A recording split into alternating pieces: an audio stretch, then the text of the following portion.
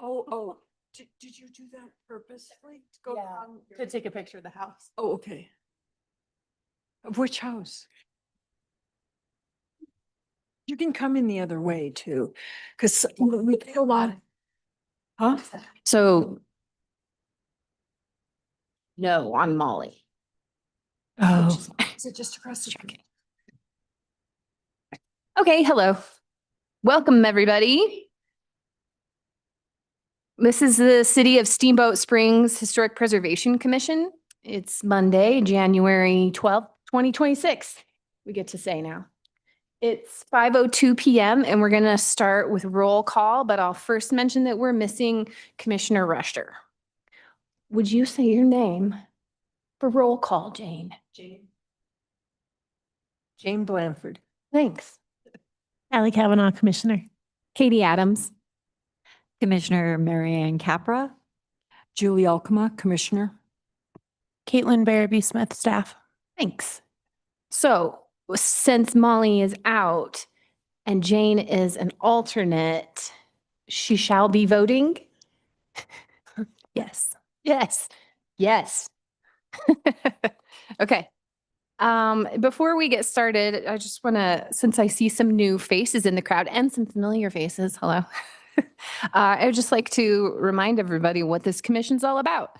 Through the Historic Preservation Commission, the City of Steamboat Springs seeks to preserve the community's natural and built historic resources to help maintain distinct community character and contribute to the cultural awareness, sustainability, and economic growth of the community.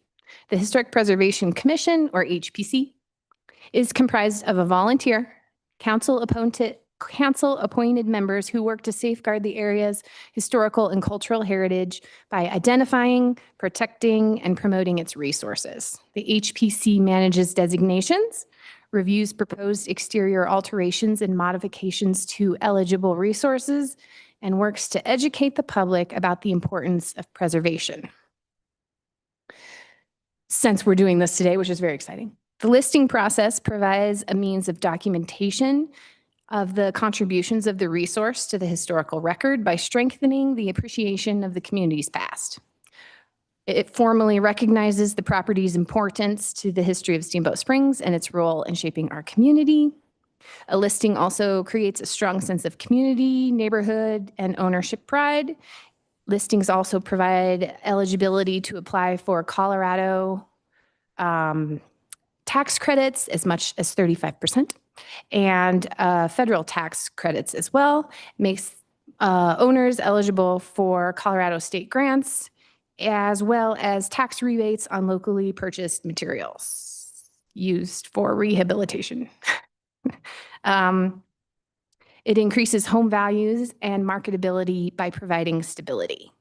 So that's what we're in for today. First up on our first, is there any public comment for anything not on tonight's agenda?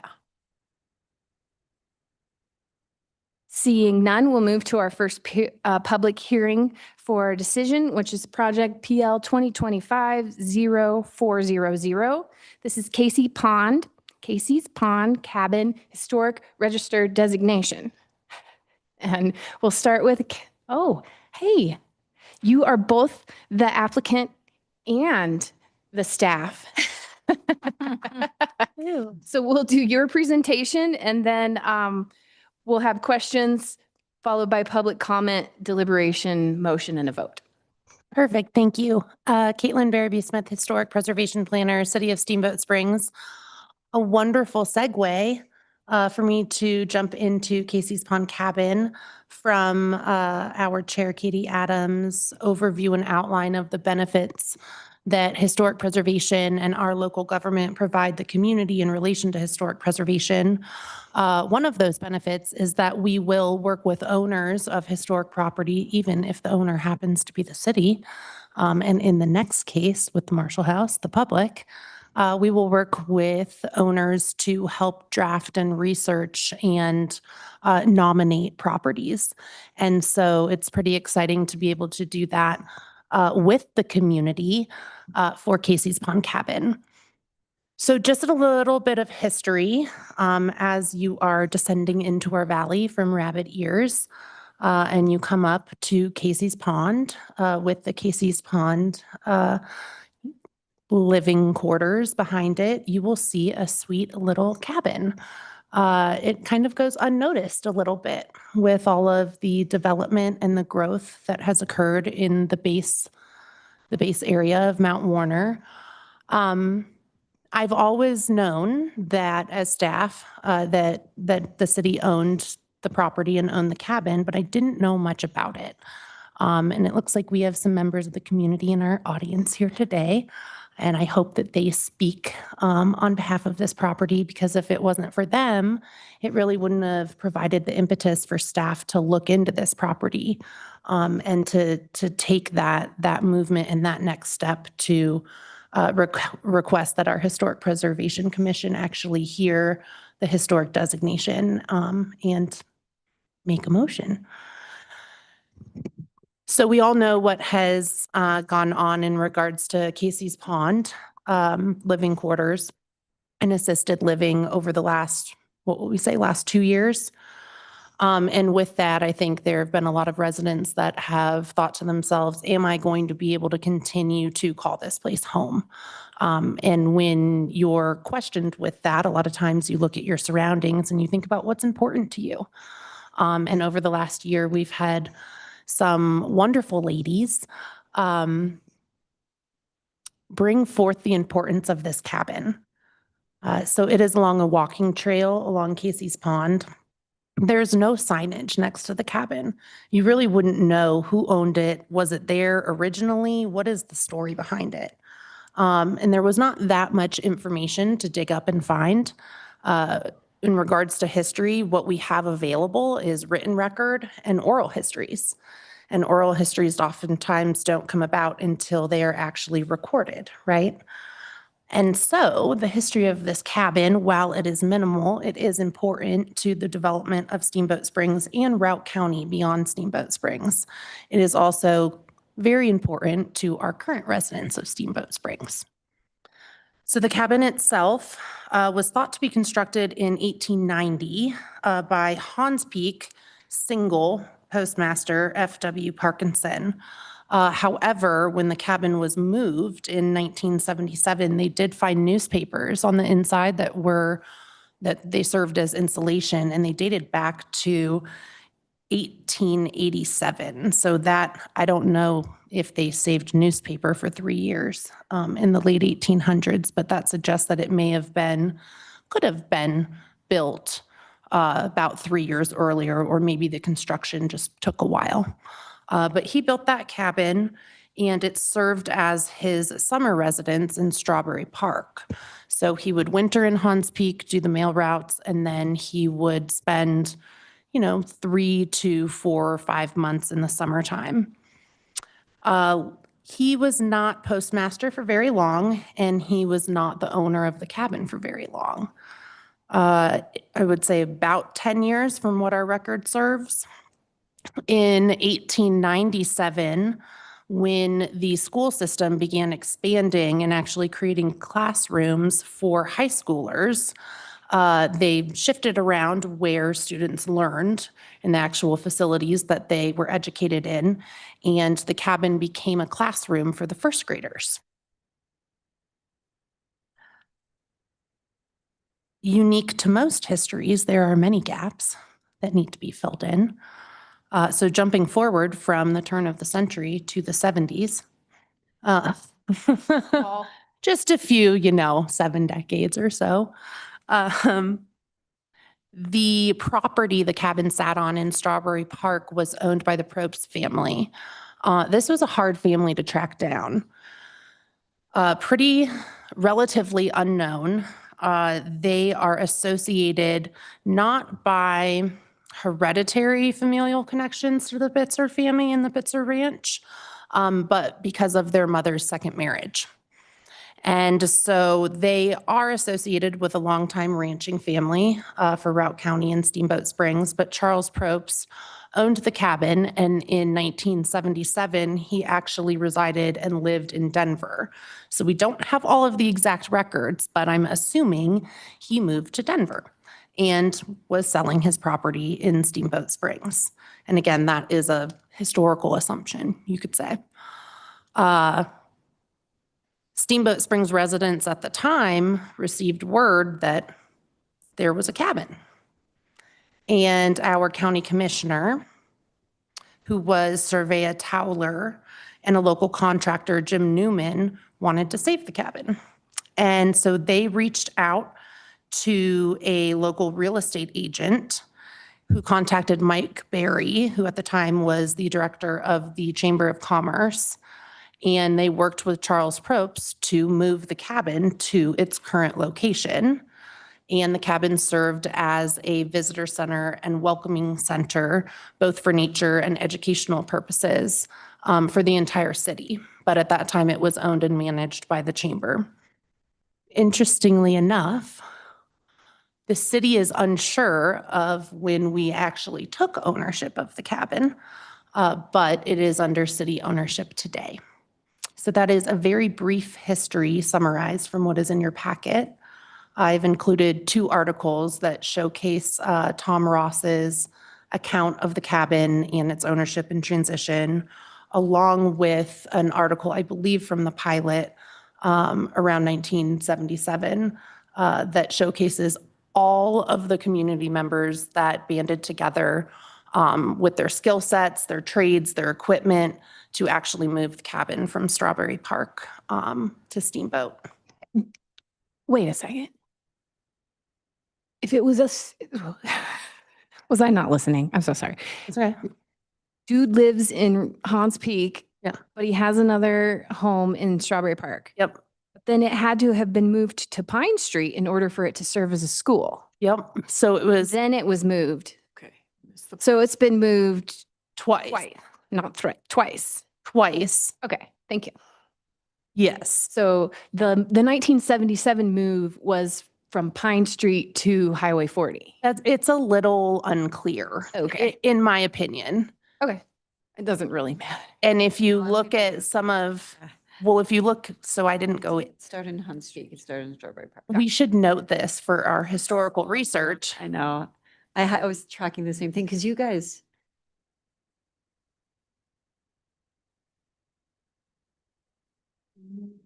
Old building from its location near the corner of 8th, 6th Street and Pine Streets.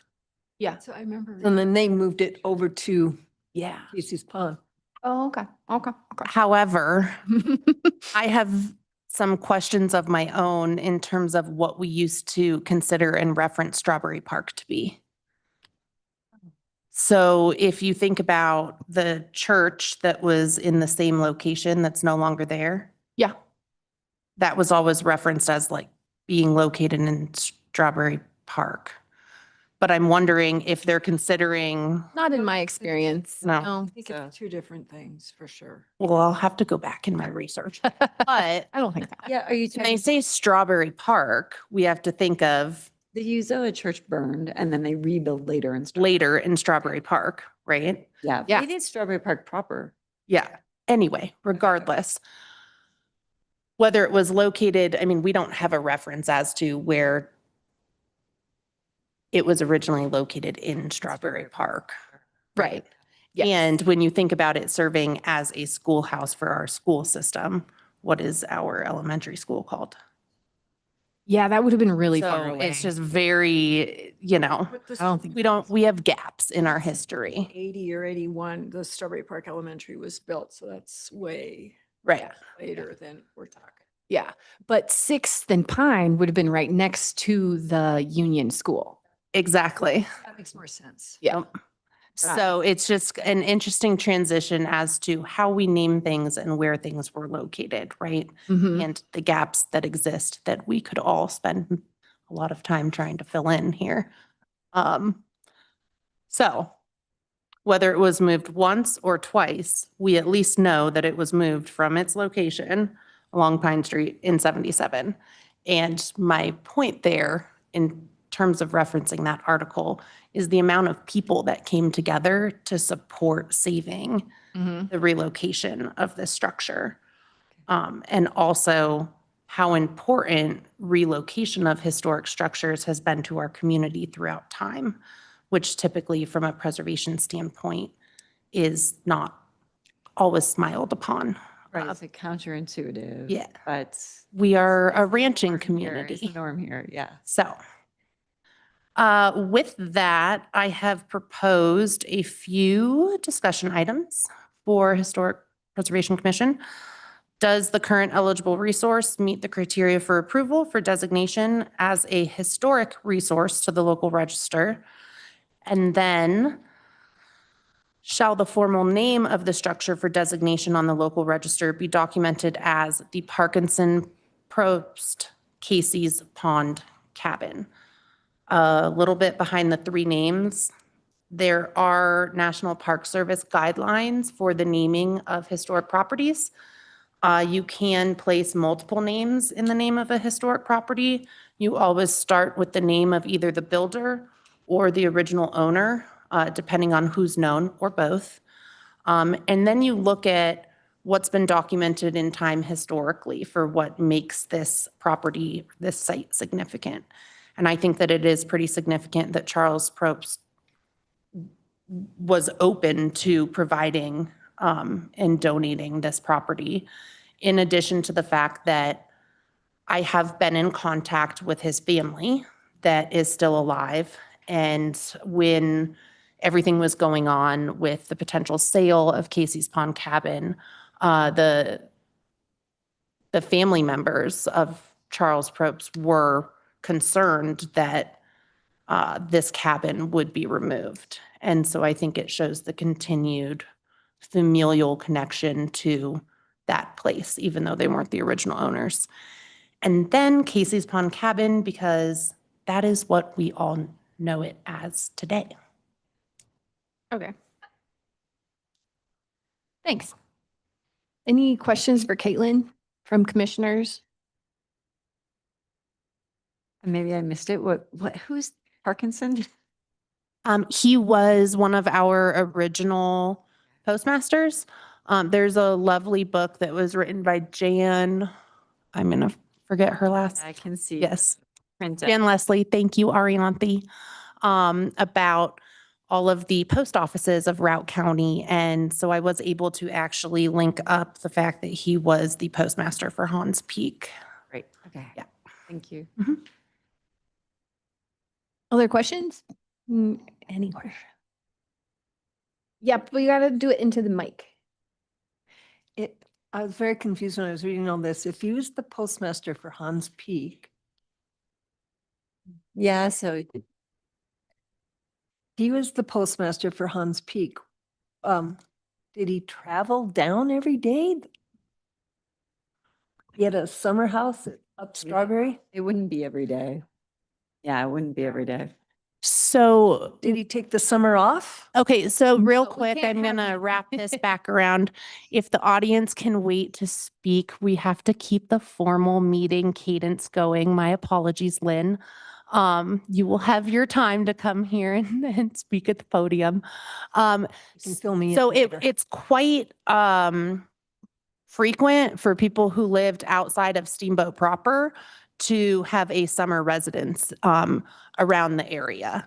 So I know Strawberry Park is still outside of city limits, but yes, he would come down to Strawberry Park at this cabin. And he would live here in the summer months. So this was outside of his postal route. So I'm not really sure as to the day-to-day in terms of did he then go back up to Hans Peak? He may have. The roads would have been a lot nicer to do that in the summer months. Oh, yeah. I'll tell you about it later. Okay. And he didn't need to come to Steamboat to get the mail to take it to Hans Peak. It was getting delivered to Hans. To Hans Peak, yeah. Yes. Yes. Our mail service was much more, we had a lot of post offices around that time. Yeah. And if that makes sense. So it wasn't like Hans Peak was the only post office for Routt County or Steamboat Springs. Good question. Okay, so now we're going to take public comment. If anyone would like to add to the history of this cabin, you please come forward. You'll see the clock. It'll set for 3 minutes. So say your name and where you live, and then you have 3 minutes for your comment.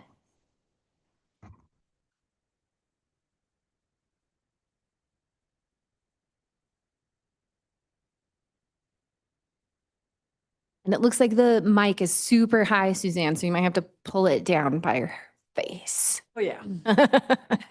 I'm of the age where I'm shrinking. Okay, Suzanne Wickham, and I do live at Casey's Pond and have for the last 7 years.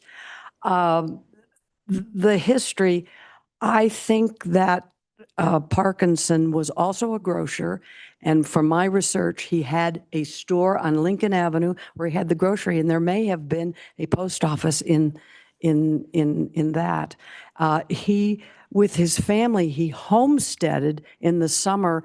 My understanding, he homesteaded at Strawberry Park, and then he lived in this cabin in the winter. I'm not totally positive. And then a couple of the other things have escaped my mind. How much time do I get? Oh, yeah. So I'm a little bit, and the Probst, I'm not too excited about him. Oh, and my understanding was that he was told by the city that he needed to get rid of the log cabin, that it needed to come down. I'm not sure why. And that's when he donated it to the Chamber of Commerce. And there was this terrific enthusiasm by the county commissioners and Sariva Tovler, who I must also add, lived at Casey's Pond until last year. So she was very involved, not only in that move, but she lived in the residence where she could see it and get out, which I thought was also interesting. And the contractors that pulled together. So that's an interesting story too. But anyway, I think some of the history has gotten convoluted or something. I'm not sure. So thank you. Thank you.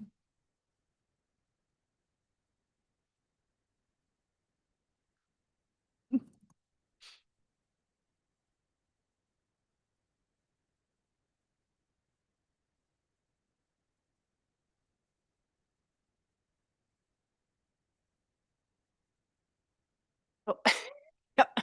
There you go. Thank you for serving on the Historical Commission. I know it can be challenging at times. I've had some experiences in the 60 years that I've lived in Colorado, and there are many divergent opinions as to what is important to save and what is not important to save. I had not heard the naming issue before, but I think that the important thing is that I also live at Casey's Pond. Prior to that, my husband and I had a ranch on the Elk River out on County Road 44.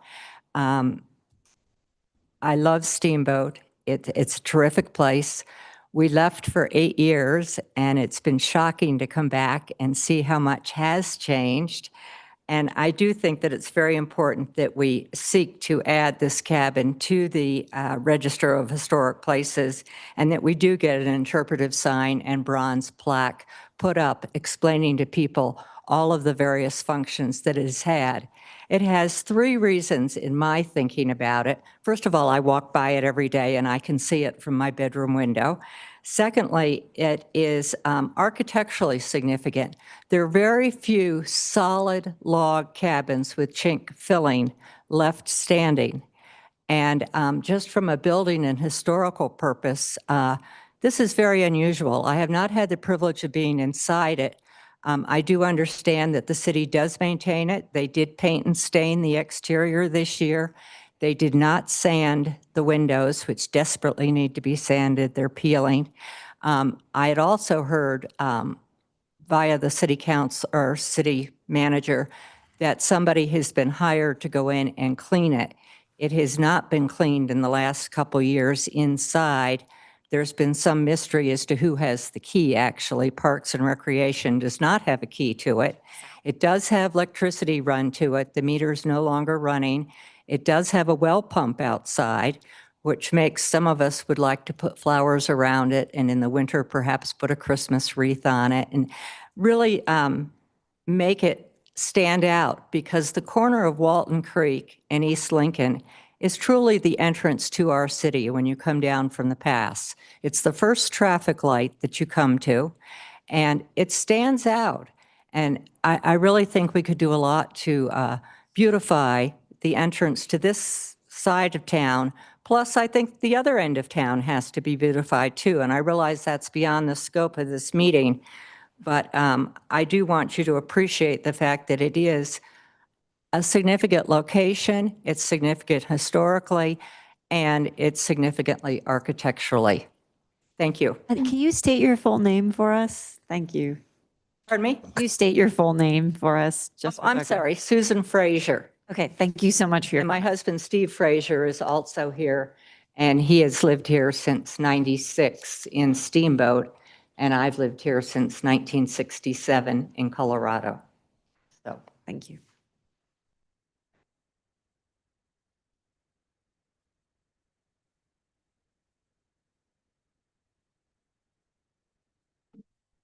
Hello, everybody. I'm Arianthi Stetner, and I am speaking, of course, on behalf of this wonderful designation, but I'm also speaking in praise of the community commitment and the citizens working together to put together this nomination. And the way it all started was an inquiry to Sarah Leonard at the Chamber. And Sarah Leonard going, I don't know anything about this cabin. So she reached out to me, I should say Historic Route County, and to the TRED, and to the city. And then Caitlin took the ball and ran with it and started working with everyone involved in this particular project. And here we have a new property ready to roll on the historic register and a whole new crew out there at Casey's Pond waiting to do more historic designations. So hats off, you've been recruited.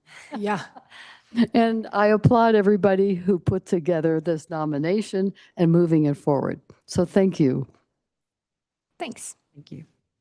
Any other public comment? Okay, seeing none, I'll close the public comment. So commissioners, we have a couple of things to do here.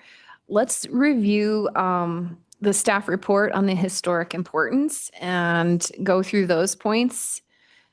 We have historic importance and architectural importance, and we need to decipher if this site or building has character, interest, or value as part of the development, heritage, or cultural characteristics of the city, state, or nation, but specifically the city. We also need to determine if the site also, it doesn't have to meet all of these. Is the site an associated with an historic event or has had an effect upon society? Is it identified with a person or group of persons who've had some influence on society or our culture? And or does it exemplify the culture, political, economic, social, or historic heritage of the community? Any feedback on those points? To me, the first one, yes. I think that we also learned about the people. Right. And then I think the fourth one, it being school and our Chamber of Commerce. Exactly. One of the Yeah, it first. has significant representation in terms of postal delivery somewhat, right? I mean, Homesteading. absolutely. I mean, the photography around when it was serving the first graders exists. That's well established. Its use as a school. Yeah. Sorry, what did you say? That last part? Oh, homesteading. Homesteading, Mhm. right? And then honestly, the history of buildings moving Yeah. and seasonal use. Mhm. I forgot about the chamber. That's a great attribution. And Maybe they just had pamphlets in there. in terms of So- heritage, right? Like, let's just remind ourselves that history is what happened in the past, but heritage is the past that's still alive today. And so we have an abundance of examples of heritage use and people who live close to the building today who see the significance and still wish to participate in the use of that building from the testimony we received tonight. Yeah. Yeah, that's interesting, especially its role as one of the first sort of Chamber of Commerce locations in our town sort of segue into the importance of tourism. Absolutely. Yeah. Okay. Check. Then criteria B is the architectural importance. Does it portray the environment of a group of people in an era of history characterized by a distinctive architectural style? If I could travel in a time machine, I'd like to know where the chinking came from. Because, right, all I know of is the chinking spring in the pond Yeah. in West Lincoln Park. So, but there's no way they're hauling chinking to the original Well, and is location. it, do they have to redo it in 77? Okay, right, okay. But even then, think that's yes. kind of a slog. I don't know. Oh. I'm super curious. I bet there's really thought about it. forensic geology that could tell us where did that chinking come from Yeah. in this bioregion. Yeah. But I honestly think not only the timber, but the chinking is so relevant to part of the story of the past Mhm. year. Yeah. Yeah. The local materials that would have been used. Yeah.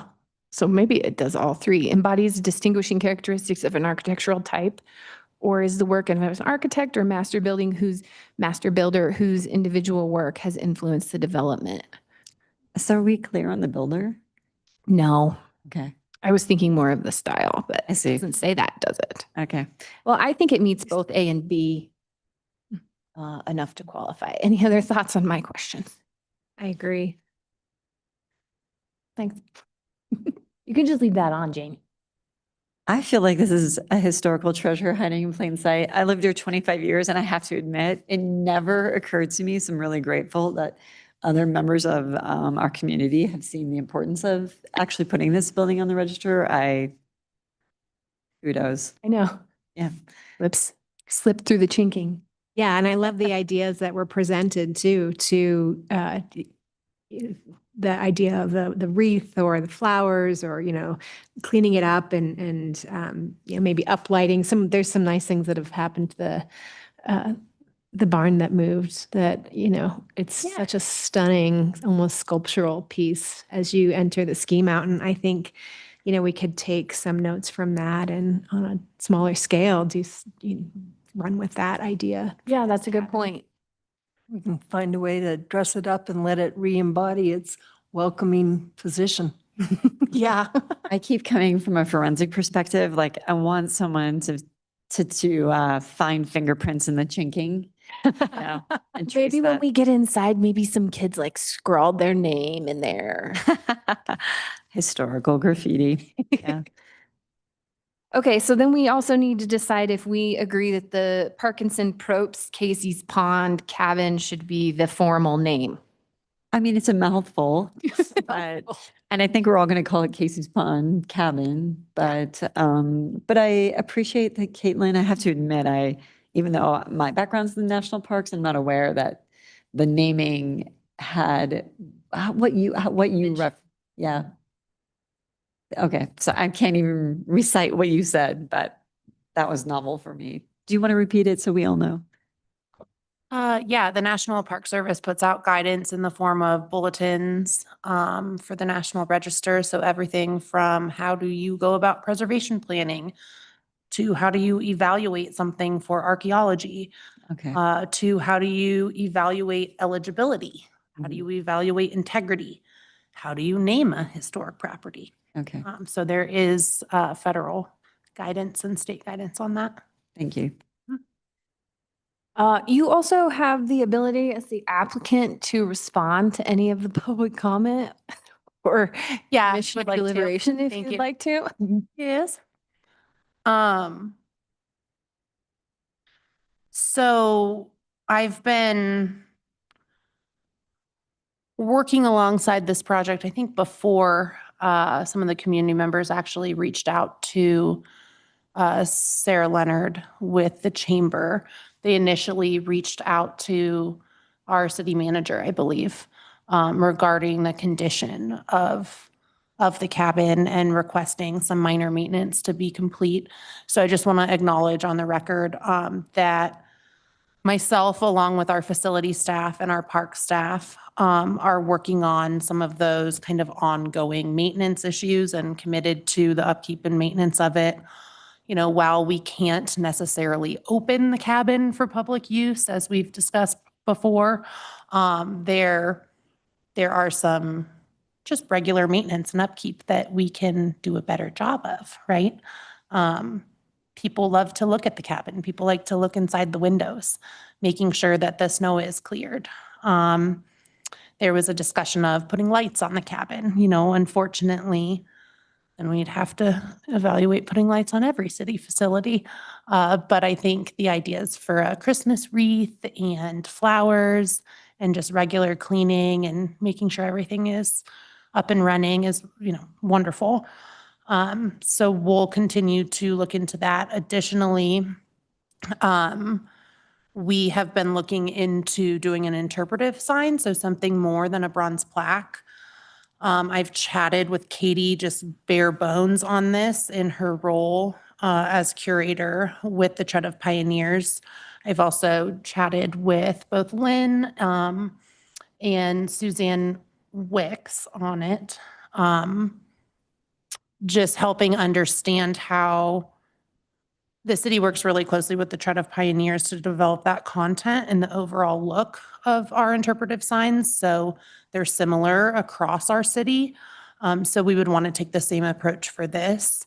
And then I've been chatting with facilities and some other city partners outside of our municipality on how we would potentially fund this. Because while it looks like it's just a sign, everything has a price point these days. I also just wanted to note that Suzanne, both Suzannes in the audience and also Lynn, have done some lovely social media posts to help gather some additional information about the cabin from the public. And they've also done their own individual research.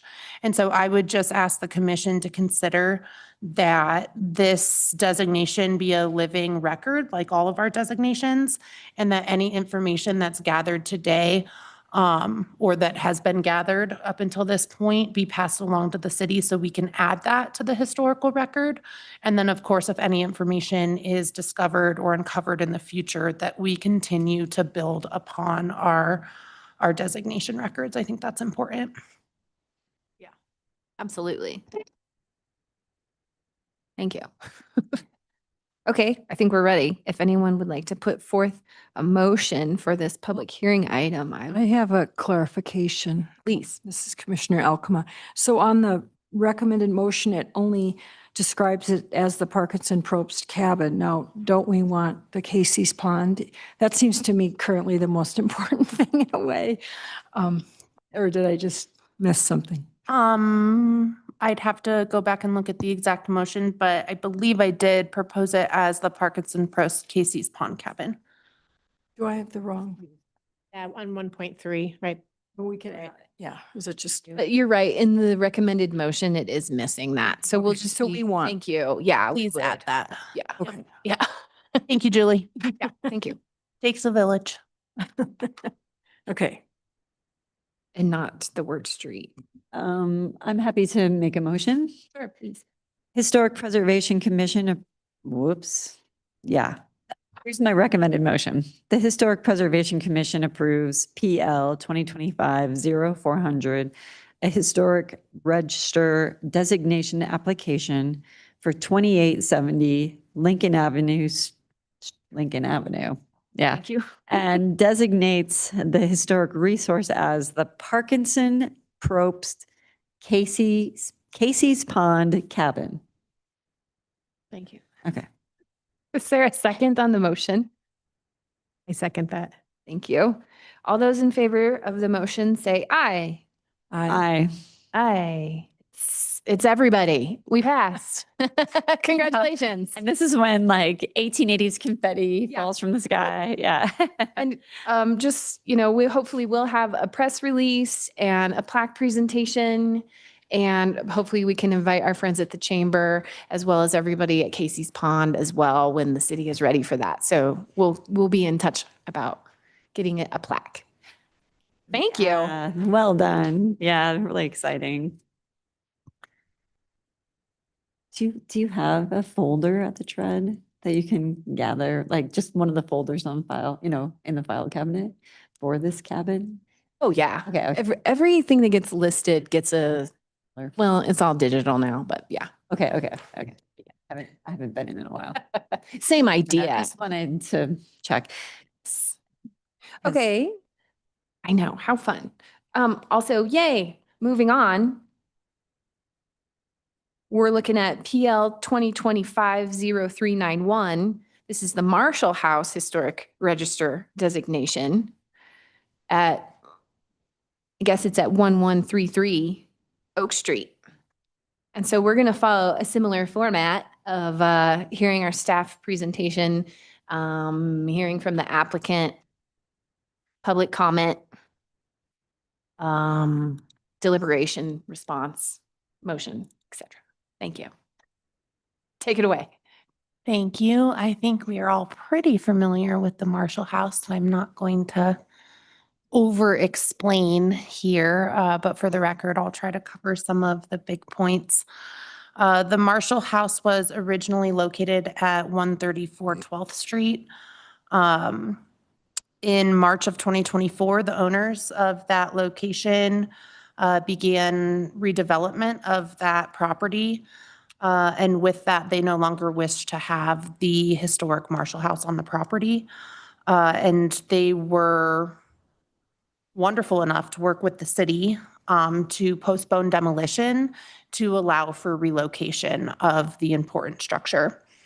So I'm just going to give a little bit of background about how it got to where it is first, and then I'll go into why it is historically important. Yeah, thank you.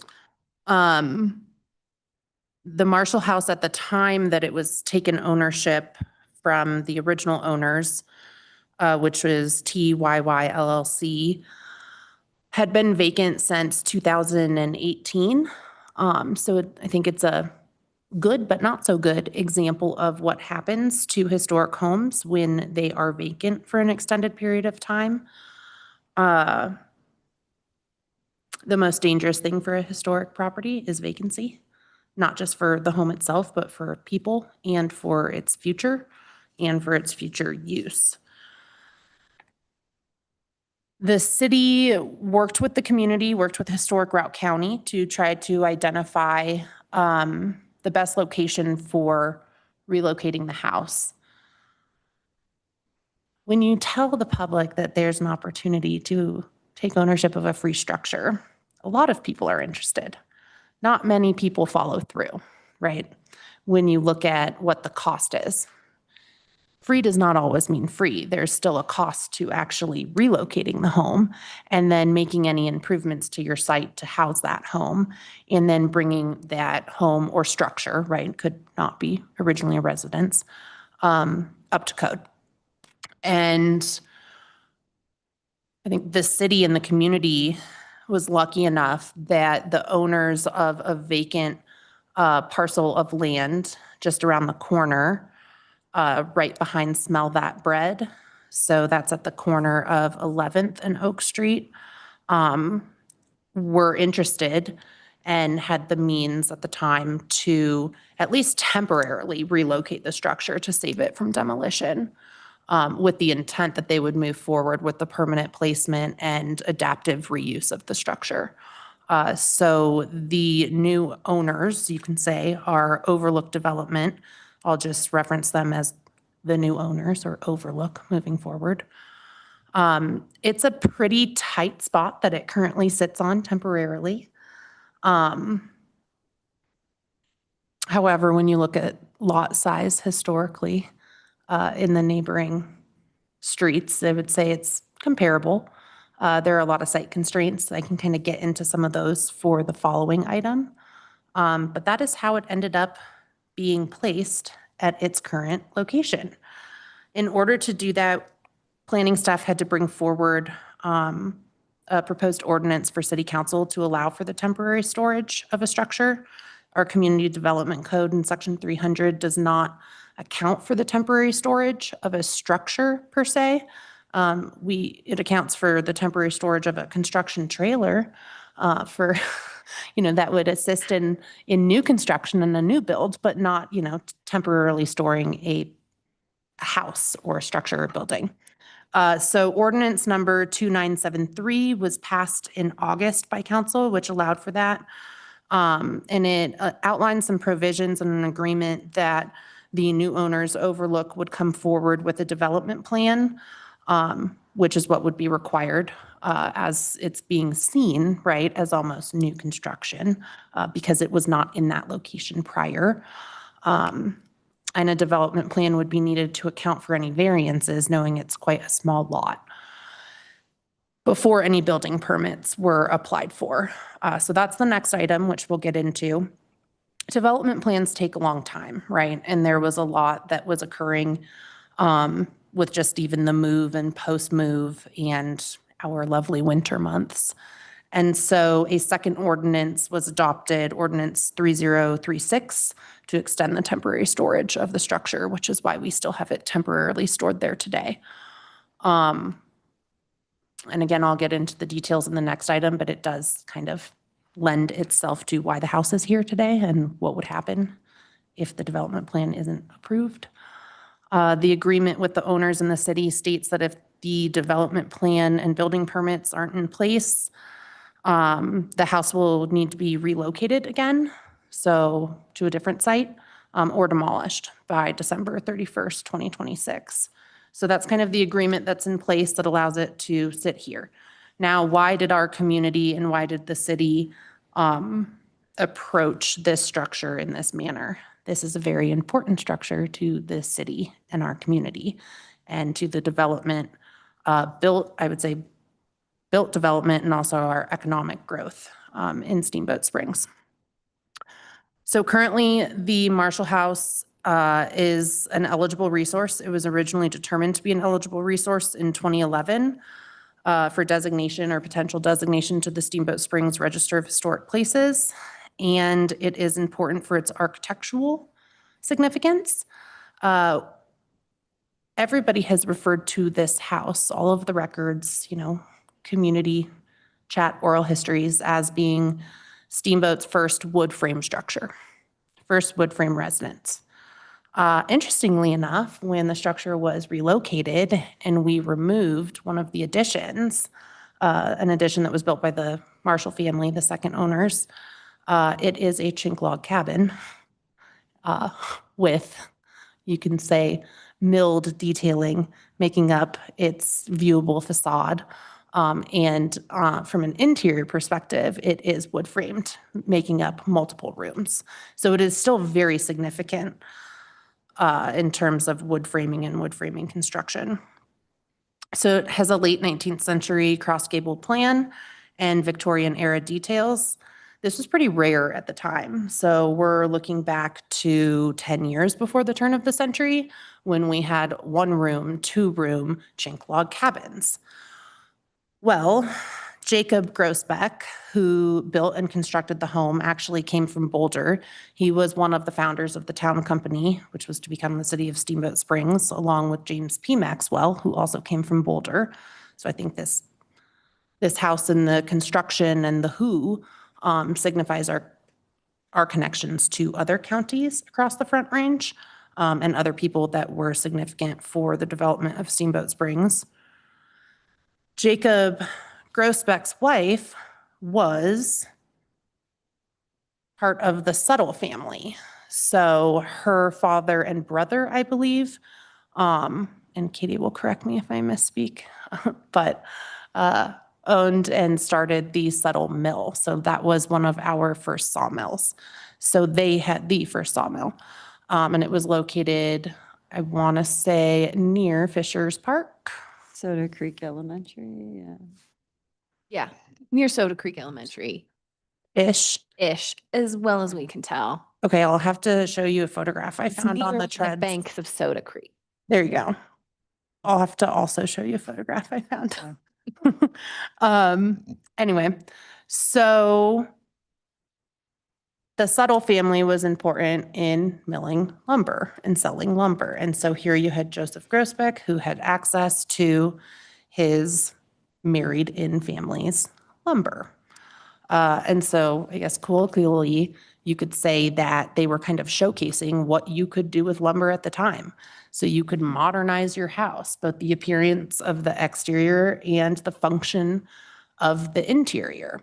And so it is still very important in terms of wood frame and families such as the Suttles and Grossbecks. Jumping forward, I'm not going to cover all of the history. It's documented pretty well so in the staff report and for the public. The Marshall family becomes owners of the home. Our records say 1950s. However, some of the tales and stories from their living family members suggest that they may have moved there in the late 40s, which is when some of the addition that was removed was likely built, and then also the side, or I guess you could say rear porch may have been enclosed. And the Marshall family lived there until 2018. If you guys would like me to cover a particular portion of history that's in the staff report that I've detailed out, let me know, but I think we have covered the Marshall House a lot here in our commission meetings.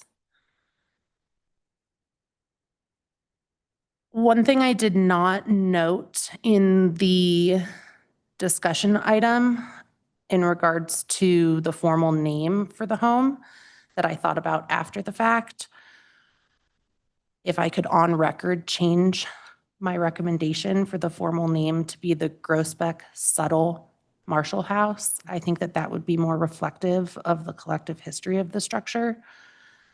And so I'd like for HPC to consider that.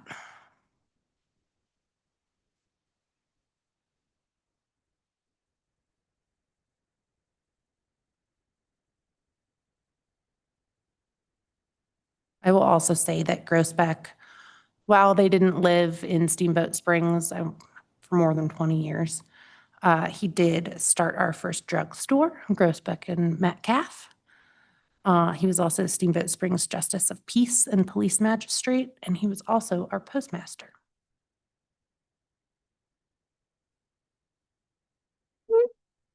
Thanks. Yep. I can't tell if you okay. Is anyone here representing the Marshall House would like to give a presentation or speak regarding its historic designation? I'll take public comment in this in a moment, but this would be just for the applicant. Well, technically, the city of Steamboat Springs is the applicant on behalf, again, of owners, but we did this together, so you're more than welcome as owners since Just come forward. checking. Yes. Thanks, Katie.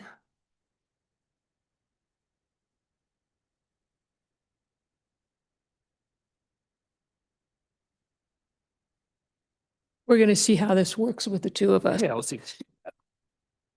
We are related. Joella West, one of the members of Overlook Development LLC, so that's the legal excuse for why I'm here. And this is my son. Sam Gordon, owner of Smell That Bread Bakery. I have been watching Marshall House probably 15 years, sitting on that corner, dying to go look in it, except as you all remember, for a very long time, there were some automobiles in the front yard. The automobiles were pretty cool too. There was an Edsel and a Power Wagon out there, but it was not the sort of place you could just walk up and introduce yourself and say, I'd like to really explore your house. There was no question in my mind when that lot was up to be redeveloped that we would certainly be willing, excited, possibly, to relocate that house. We have the development lot, which is 1133 Oak Street. A long time ago, I made a proposal to the county to relocate the Selby cabin there. That didn't fly for the county, but it did leave an idea in my head that that would be a place where a historic structure could take refuge, if you will. And I will certainly give huge credit to the developers of the lot on which it sat. They missed an entire development season in order to accommodate the move of this house. and they contributed to the cost of moving the house, what they would otherwise have paid for demolition. So they could have saved that money, but they elected to see if we could all make this happen. It's an important house. I don't know if any of you were there on the day that the house was moved. It was a block party, and it was full of marshals. It's important to this community. It's certainly important to that family. There are a gajillion Marshall stories associated with that house. And the intention here is when we get to the point where we're able to open it for walking tours, to be able to do something more than just point to a plaque that says Groesbeck Subtle Marshall House, and really talk about the history of this community. There are fabulous stories there, and I think that it will have more significance than just this is the Marshall House. It will remind people of the importance and the enjoyment of historic preservation. It's not a chore. It's a great thing to do. Your turn. Very much agreed on those. Excuse me. I was very surprised how many members of the Marshall family actually showed up when we moved that. It was pretty shocking. I hesitate to use the term come out of the woodwork, but they really kind of did. And I've been here a little over 25 years now. And I would love nothing more than to see the heritage and the ranching heritage of this town stay put in some sense or another.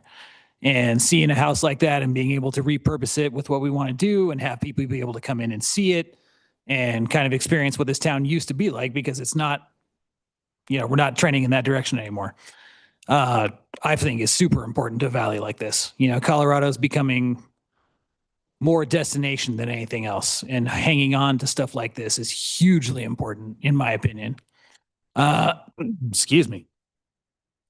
So yeah, and the fact that the developers, as my mother alluded to, put everything aside for almost a year to help us move it, and definitely spent some money they did not have to spend in order to keep it.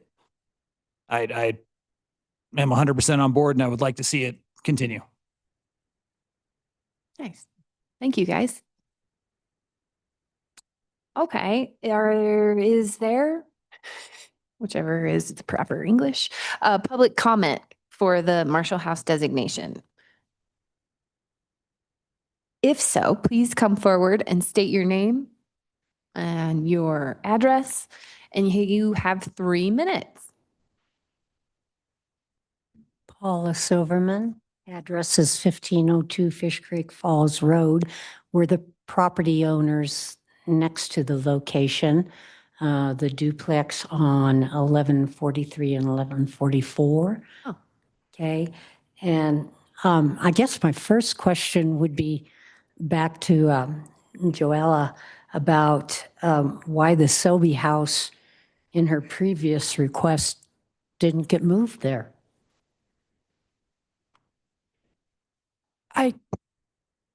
Yeah, why don't you finish your public comment and then we can invite Joella back up so All it right. gets recorded. Well, the public comment is only in terms of process, not against the historic value or anything, but the process of way things have developed without any recognition to next door property owners.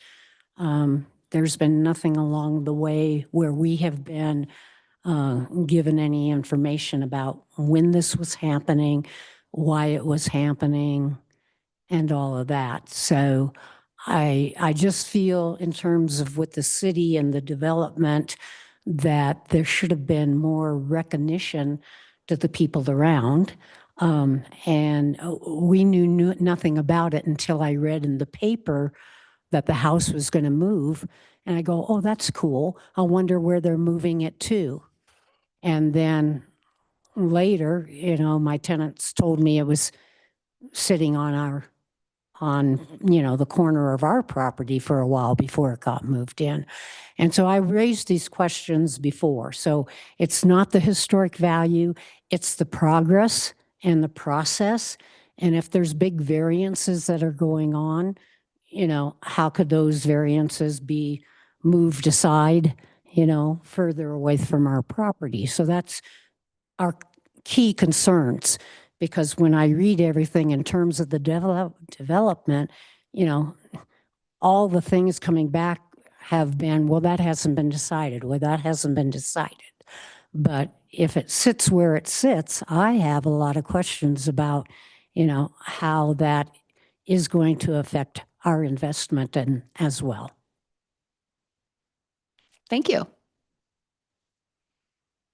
Joella, you don't have to. And then we'll give Caitlin staff a moment to respond as well, although it really has to do with our next public hearing, but it's the same location. So go ahead, Joella. You'll have to say your name again. And We all know my name. Selby House was, as you all know, the log cabin house that was right next to the Christian Science Center. All of that property has been owned by the county, I don't know how long, but for a long time.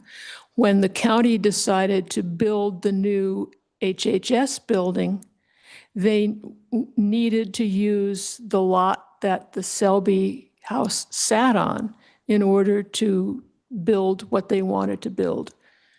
So they put out to the public a notice that anybody that wanted that, there would be no charge. They would have to move it, but there would be no charge, but you would have to apply to move it. So I turned in an application to move it, and the county decided to give it actually to Steamboat Mountain School. Simple as that. thanks. Okay, any other public comment for the designation of the Marshall House?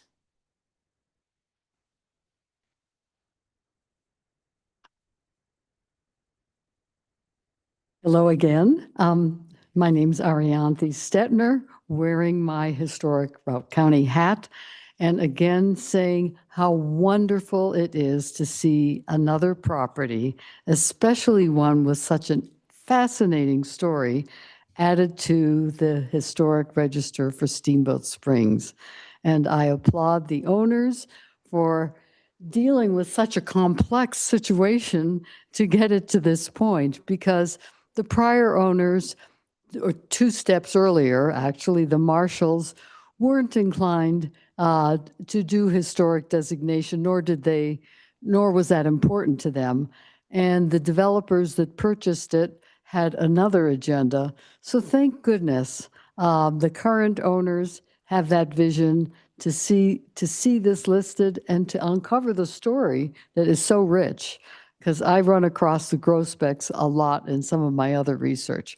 So hooray, hooray.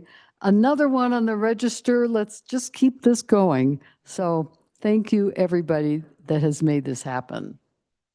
Thank you. Caitlin, would you like to say anything in response to public comment? Yes. So thank you, Paula. Paula and I have been working together for a bit now, intermittently, but I would say more so since Marshall House has been coming forward for public hearings. Paula did speak at the city council meeting at the end of this past year, 2025, in November, I believe, regarding the extension of the ordinance, the second ordinance, Ordinance 3036, to extend the temporary storage. And she had some of the same concerns regarding process and timeline and public notice. And so I think it's something that we can all learn from, and the city can work to improve their process, particularly when it comes to the relocation of structures. We don't have a process dictated or regulated through our community development code when it comes to public notice for structure relocation, because that's typically not a thing. Some of her concerns were with the grade and fill permit, so some of the dirt work and the earthwork that went on to be able to excavate and put the temporary cribbing or stilts, as we all like to call them, in place. And so just for HPC and for public record, grade and fill permits, that's not a planning application, and then grade and fill permits do not require public notice. So that's why the public was not noticed. And then relocation of a house doesn't have a standard required public notice. We did our best, both the neighbors, the owners, and city staff to notify the surrounding residents and businesses as to when the house was moving. We also didn't have much notice ourselves as to when the house was moving. It was kind of this very tight timeline in regards to when the house mover could be there. We did try to reach the media and the public. Something else that falls through the process a little bit is our public notice requirements stand at a 300 square foot radius around the property in question. And so even if there was a written notice associated with this, that would have gone to the neighboring duplex that the Silvermans own at 1143. And they don't live there, right? They live up on Fish Creek Falls. So they still wouldn't have received that mailed notice. So it's just something for us to be cognizant and aware of moving forward and to make sure. I mean, part of the beauty of living in a smaller community is we all know one another. And so how can we do our best to make sure that the actual owners are aware of the work that's going on? And so I'm in contact with them regarding this public hearing as this moves forward to Planning Commission and City Council. And so they'll be aware of those dates or if there are any changes to those dates. And then they are also in contact with the owners so they can continue to coordinate regarding if this development plan, right, is approved by council and if the building permits are approved. So the owners can coordinate with them regarding construction schedules and site prep and anything like that. Thanks. Yep. Okay, are there any questions from anybody about the history, its historical importance or architectural importance? And do you guys want me to go over those bullet points again? Because guess what? They're the same as the last one. Actually, can I say something, Katie? As I was drafting this designation, I realized that, so remember, we have two different levels of designation to our local register, historic Yes. resources and local landmarks. Yes. And as I was reading the criteria for approval for a local landmark, I really felt that it met that criteria. And so I just want to make sure that HPC is aware of that. So it offers some additional, exemplary criteria that it should meet. Yes, thank you. Actually, I was going to ask you to tell us a little bit more. We're pretty familiar, I think, if I could speak for all of us, about the resource designation, a building site, structure, object. But could you tell us a little bit about how landmark status is different? Yes, give me 1 second.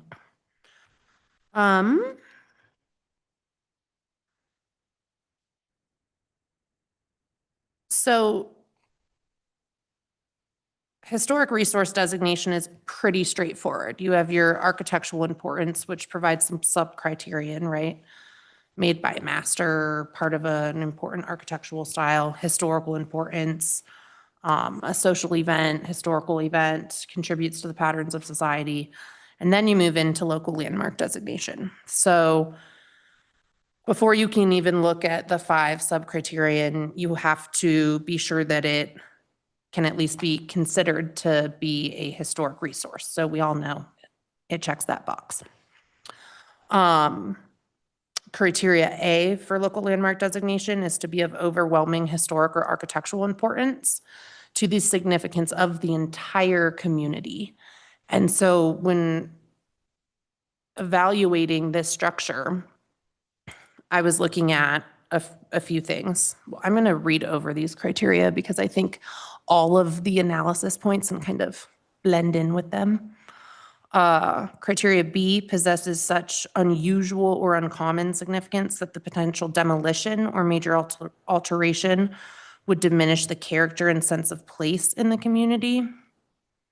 Criteria C, which I did not suggest that it meets criteria C, but I'll read it out for you, contains the possibility of important discoveries related to prehistory or history.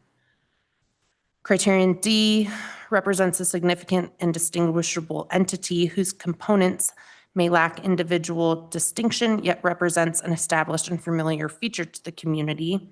I also did not find that it meets criterion D, and I'm happy to explain what criterion D is if HPC has questions about that after this. Criteria E has significance to the community's history to the extent that it illustrates and commemorates the city's collective past and help defines the community's identity. So for criteria A to be of overwhelming significance to the entire community, historic or architectural, it is one of the last structures with original lumber and elements, interior and exterior, still present from the Settle Sawmill. As we know, in all the building permits that I review and that come before you as a commission, we don't have many structures with original siding unless they are chink log. We also don't have many of those, right? So I would say from an architectural standpoint, it is also one of our last remaining cross-gabled structures that doesn't have major additions to it. And I would say one of our only residences in Steamboat Springs that does not have additions to it. So it actually maintains its original footprint, which is quite rare. If we look at the Crawford House, they've even built on a garage and attached that, right? So this is really unique and really special for our community to have. It is also why I feel that the lot constraints lend well to preserving this structure in its original footprint. There is no more room to build, sorry. Criteria B, possess unusual or uncommon significance to that the potential demolition or major alteration would diminish the character and sense of place in the community. While it's not in its original location anymore, really similar to what I should now say as the Parkinson Profs, Casey's Pond Cabin. Our community banded together to help save this structure from demolition. That's really significant. And, you know, just as Joella said that she drove past that 5 years, looked at it, looked at it, looked at it. It's iconic to our community, and it's still iconic even in a new location. And criteria E has significance to the community's history to the extent that illustrates and commemorates the city's collective past and helps define the community's identity.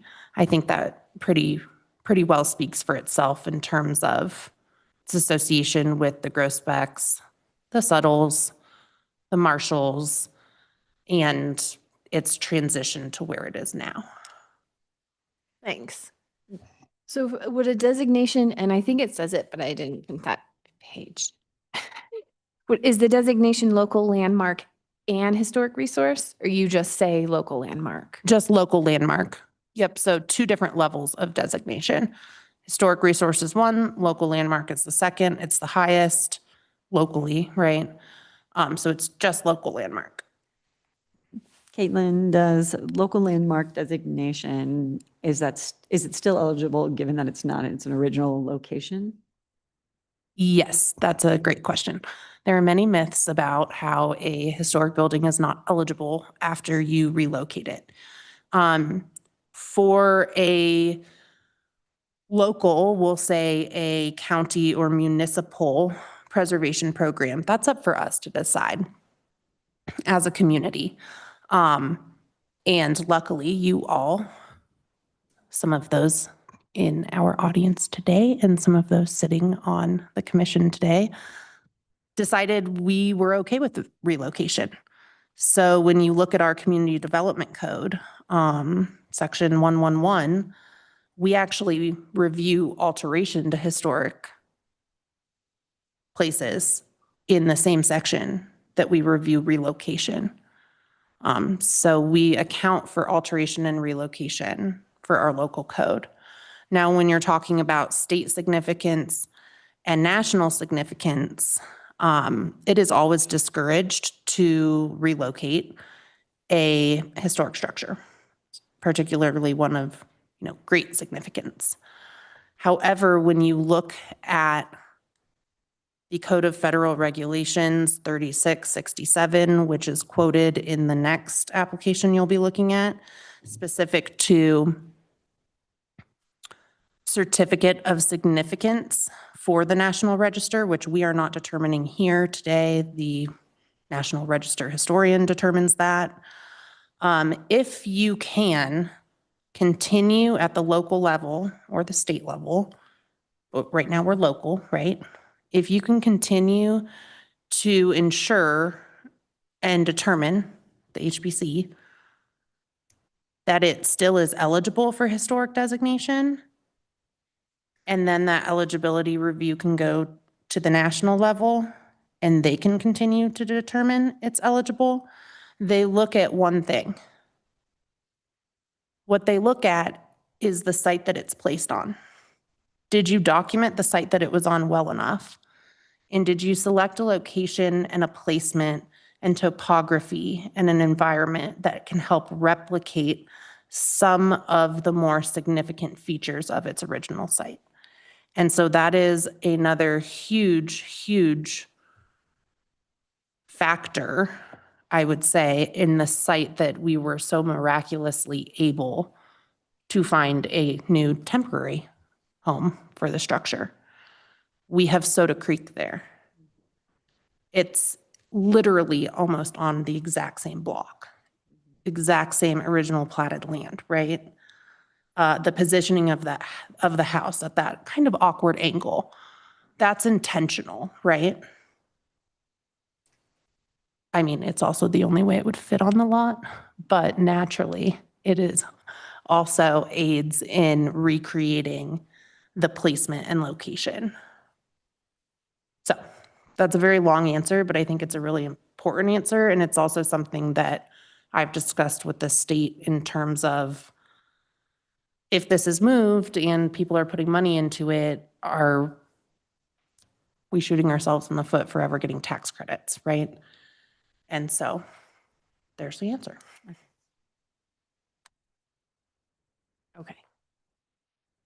Thank you. Does anyone else have any questions? What do you think are a couple of the character defining features of the home? I would say it's cross-gabled orientation of the roof. I would say the fact that it actually has rooms for being built when it is, even though we're not looking at the interior. The porch, both the enclosed porch and the open porch, the side entry, and I would also say the wood facade.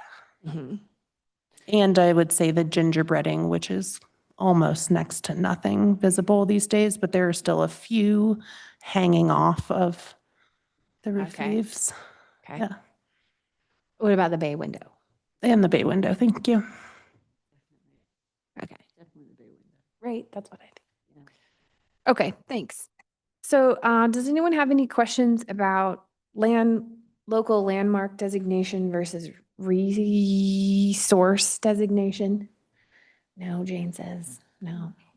Can I just make a comment about the architectural style, in my opinion? I think it's a really good juxtaposition against sort of our dominant classic Western kind of, homes or buildings like the one that we previously saw, the kind of hardship with nature kind of architecture. And I think that this Victorian facade, or not facade, but the Victorian nature of the aesthetic of this building is unique in Steamboat. And I think it is a distinctive ornamental craftsmanship and charm that we don't get from a lot of our log buildings or our kind of Western buildings on Lincoln. And I think it makes our town visually interesting and more of a memorable experience for people who come when they have an opportunity to see some of these kind of powerfully visual differences in our historical architecture. And so I think it helps to show that it's not a monolithic kind of town, to have these little gems of Victorian architecture, and kind of also shows a more stable transition, which is, Dana mentioned the transition to a more stable, settled architectural aesthetic. And so I just, I agree with what the property owner had said, that this is a home that I think a lot of people who have lived here or visited here have driven by and found to be really charming. And I'm glad that we're saving it. I think it is an important piece of architecture. Thank you. Any other thoughts about designation, local landmark criteria? Not specifically, but I'm in favor, I'll just say, of it having local landmark designation. It's such a magnificent piece of our past, so elevating it to the highest level possible seems logical, and it meets the criteria as far as I'm concerned. You know, this is just a funny thing, and that I'm opening, and I don't know if it's at the right time of our discussion, but I just sort of wonder if it should be Subtle Groesbeck Marshall instead of Groesbeck Subtle Marshall. I don't know. Who wants to say something? Sure. I would say that wouldn't follow the guidance provided by the National Park Service, because Subtle didn't actually construct it. He wasn't the funder behind it.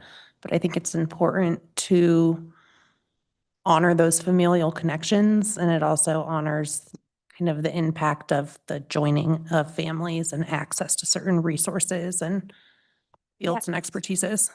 Just to push back though, is that typical naming convention? And I also think it's a little bit conjecture. It's probably true conjecture, but we don't really have any proof that Subtle wood was used.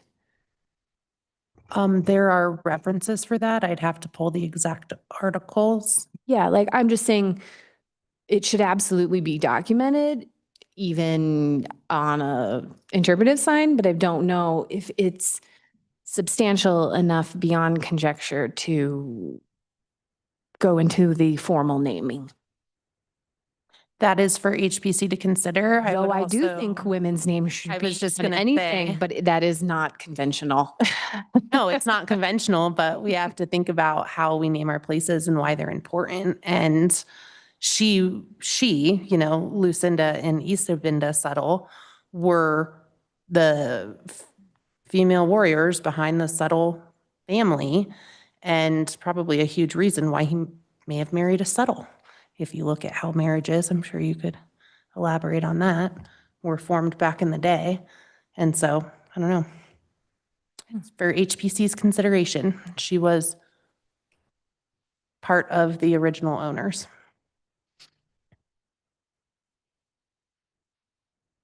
Thoughts?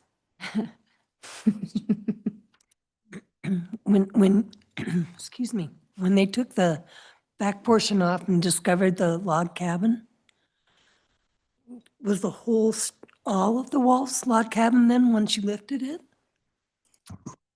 Caitlin's still in there. Yes. So Cool, because that is what they did. The next step was to modernize, and the moms wanted their house to look good, like everybody else's. And so then they went and put whatever kind of wood, lap siding, board and bat, whatever they chose. So your house truly is transitional. It's pretty neat. It's a beautiful house. And I haven't lived here that long, but I always loved to look at it. When I saw the property up for sale, I was really sad. But then I got happy. We drove by it today just to take another look at it. And the porches, of course, didn't seem to make the move physically. And I didn't see the gingerbread anymore. I was hoping maybe it's on the floor inside or that much. The gingerbread has been weathered and I'd say destroyed over time. The porch is at an angle, so it is, if you're standing directly in front of the structure, the porch is to the right of the structure. So you'll still be able to see Soda Creek if you're standing on the porch, and then the other porch is on the rear of the rear of the lot, you could say. So shielded from view. Well, I'm just so grateful that it's still here. Mhm. So, Likewise. I agree, Jane, that was my note as well, that the revealing of the log inside is actually really telling and important to our community story. I do think that's how it was typically done. Too many resources to start over, but we can spice it up. So do we need to do a head nod, thumbs up, thumbs down on the subtle thing? We need to settle that and then we need to settle the subtle and we can move on. Is there more that you have to say, Katie? I feel like I opened a can of worms there, but. Oh, I was going to say it anyway. Okay. All right.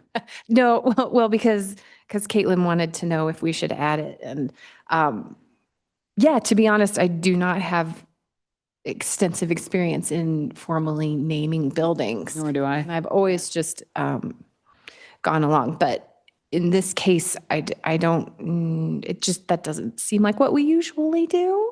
And I'm just not familiar enough with the subtle rule as much as I am with the Groesbeck Marshall rule.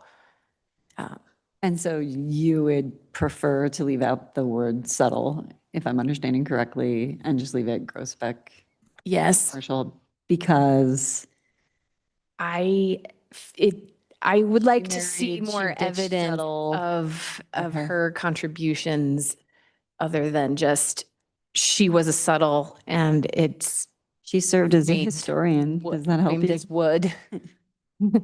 Okay. Like her name and the sawmill, it seems to be the only connection. And then on the other hand, typically,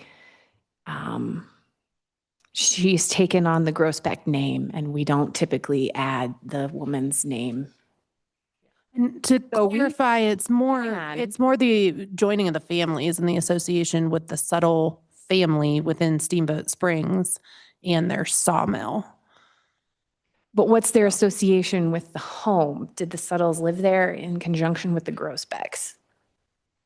Well, she was a subtle who became a Groesbeck. Right, but she's a Groesbeck. I would, from a genealogical perspective, I would disagree with that, but I know. Well, No. we have to go back the last 150 years then, but she was Mrs. Groesbeck. She even didn't get her first name anymore. Yeah, but well, and also like it was our first sawmill, and I believe in 1889 it was our only sawmill here in Steamboat Springs, and so I don't really think it's conjuncture that the wood came from the Subtle sawmill. which is why I saw the need to suggest that it be subtle Groesbeck, Marshall, that would be the progression. I know nothing about naming according to. Convention, right, the builder's name. The would go- builder's name first would be convention. Even though yes. they got the wood. it's- Well, yeah. I think I was, And remember, it's up to our local community to determine how we name buildings. I don't think we have done it by convention since we have had our local register. But we're also a very different community in the sense that if you were to go to the Front Range or to other resort towns, Telluride, whatnot, they have more than one house standing with wood from their sawmill at the turn of the century. We do not. That's why I think subtle should be in there. And because my comments about the aesthetic of the house, I think the aesthetic of the house is really powerful in the context of our town, having so few of that type of home. And now you're saying it's the only one with that kind of wood on it. And I feel like that connection to the architectural piece of the house and the construction of the house is almost falls more within the contractor, builder, piece of how we sometimes look at the naming, of the homes. Yeah. It sounds like we can do whatever we want. I'm just like, well, now we need to go back and include all the other women on all the other properties. We should. I'm not trying to, I'm sorry, I'm not, I'm not that interested in the rules. Does this come as a surprise to anyone? But subtle is just says, literally if people 50 years, 100 years from now, look at this building and it has subtle somewhere in the name, I mean, that connects you to a really important part of the story of this place and arguably this building, right? And I just feel like it's an important inclusion to the extent that I wish to put it first. But that's just my opinion. And it's, Sorry. it's a I cut huge you off. family. They do not Yeah. get enough recognition. But not at all. I think if we have to stick with naming conventions, that the Groesbeck goes first, but I like the inclusion of the subtle because they clearly came later. It was a log home, and then potentially with the sawmill, they put the new layer on it, right? And so that seems like the really significant part now for us is that it's the only one with the wood outside. So I think, that original. So I would go for the subtle, but in the naming convention, Groesbeck, subtle, Marshall. There's so I'm happy to stand alone, but I'm going to say I think it should be subtle, Groesbeck, Marshall. Arianthi, can you please come forward? That's the expert. You've named stuff before. I wasn't ready to speak about this. It's like we're naming our As baby, right? This discussion was happening. I was thinking, looking mentally at the historic context of Steamboat Springs, which talks about there were a number of sawmills in early Steamboat Springs. The subtle is one that we have discussed today. But I was thinking of the Old Town Pub, which was built around 1900. It's wood, it's still standing. I was thinking of Harwig's, which is wood, still standing. Who provided the wood for those buildings? I don't know. And it may be that we're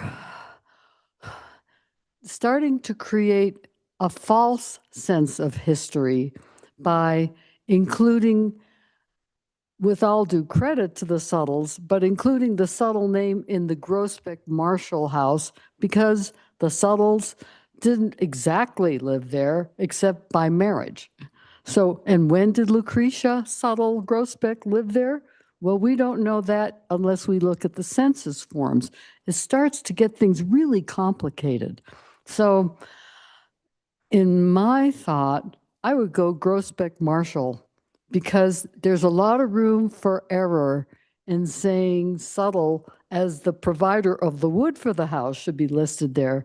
And then we can even think of the Giamboni house, which is on Oak Street, which also was a log house built in the late 1800s by the Giamboni brothers who built skis, were from Switzerland, also made shoes and things like that. And when they had enough money, they faced their log house with wood.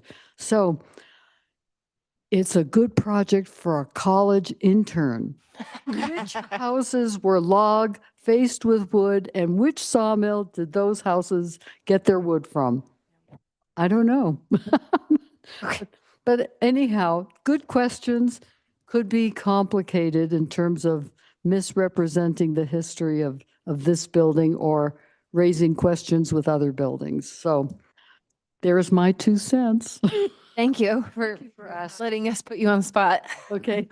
I do want to respond to that. I want to just bring it back down to what the original comment from staff was in regards to this being the last residence. And we do know the Subtle sawmill was operable at that time.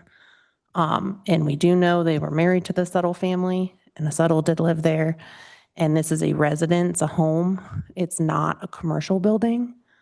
So there is a just distinctive difference between a residence that still exists in its exact footprint with the original wood from the original sawmill. And I will have to go back into my records to find where we got from the Settle sawmill. But just it is, again, HPC's decision. Well, I'll just add, first of all, I'm delighted by this conversation. I like literally feel like we're naming a baby. And so, but the fact that in the past we failed to associate more to the naming of buildings doesn't mean we have to do that today. And it's not just that the wood was sourced, I'll just say, from the Settle sawmill. I haven't looked at the research, but the connection to Lucretia, I mean, you got it from two places. So anyway. Okay. Julie, thumbs up or thumbs down on including Settle? I think you said, I don't know. we're going to vote and that will then be it. I don't. I guess we could table. I mean, you can table the naming of Table it the if you naming. want. It's just, Campaign. I also Is that do what have you're an gonna- article in front of me that before it was, see, it's like history is just an ongoing subject and you can't absorb everything all at once, especially when you're researching one particular thing, right? So I'm over here trying to figure out where I linked the two for the naming suggestion. And here, before it was called Grossbeck and Metcalf Druggist, it was Grossbeck and Settle Druggist in 1892. So the two families have been together for quite some time. In response to Arianthy's, how long did Lucretia live there? Well, they were married in 1909. That's also around the first date that we have for the historic photographs. So it just is a very interesting connection.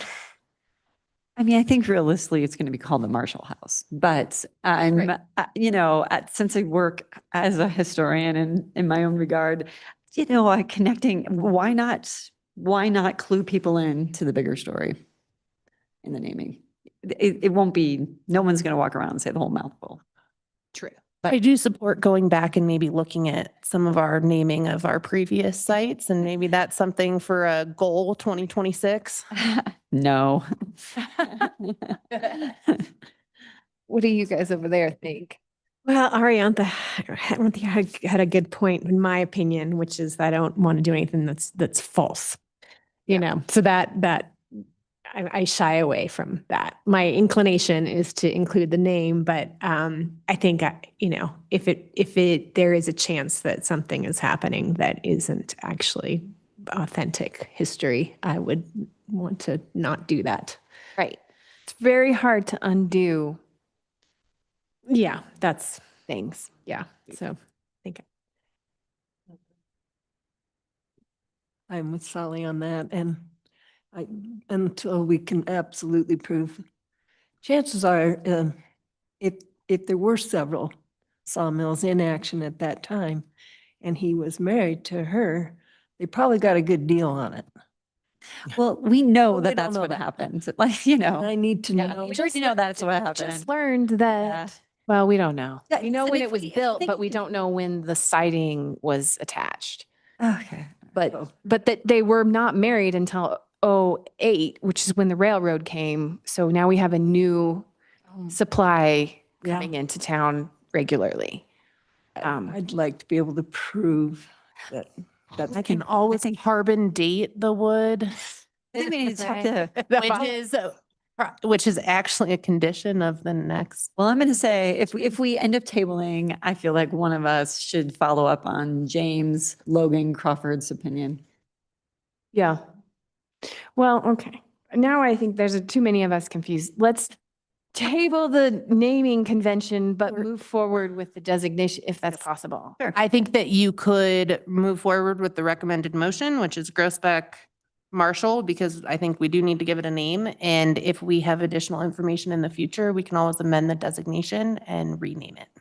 We can? Mhm. Okay. Sounds good. Thank you. Yeah. Agreed? Yes. I'm sorry. Okay. Sally, will you read the motion for the yeah. designation? Oh, I thought you were looking at it. Historic Preservation Commission approves PL 2025039-1, Historic Register Designation Application for 1133 Oak Street, and designates the eligible resource as the Groesbeck Marshall House. Well, as a local landmark. As a local landmark, right? Yeah. Sorry. Thank you. Thank you. Can I have a second on that motion? I second it. Alkema. Thank you. All those in favor of the motion, the designation, say aye. Aye. Aye. Aye. We all did it again.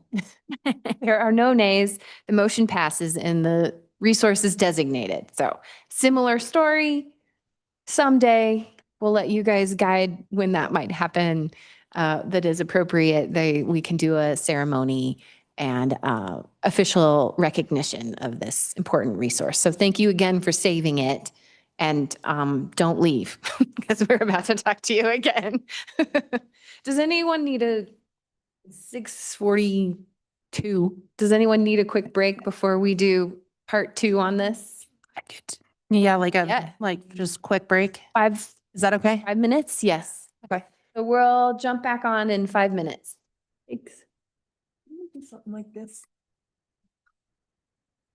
Let's pick and then in brackets.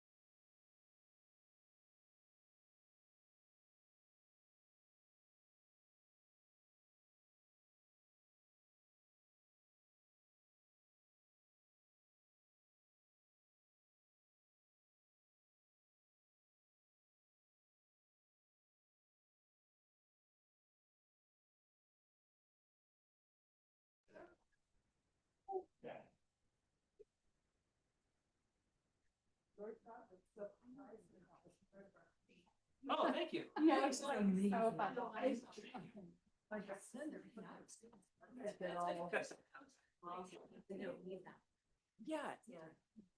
Thank you very much.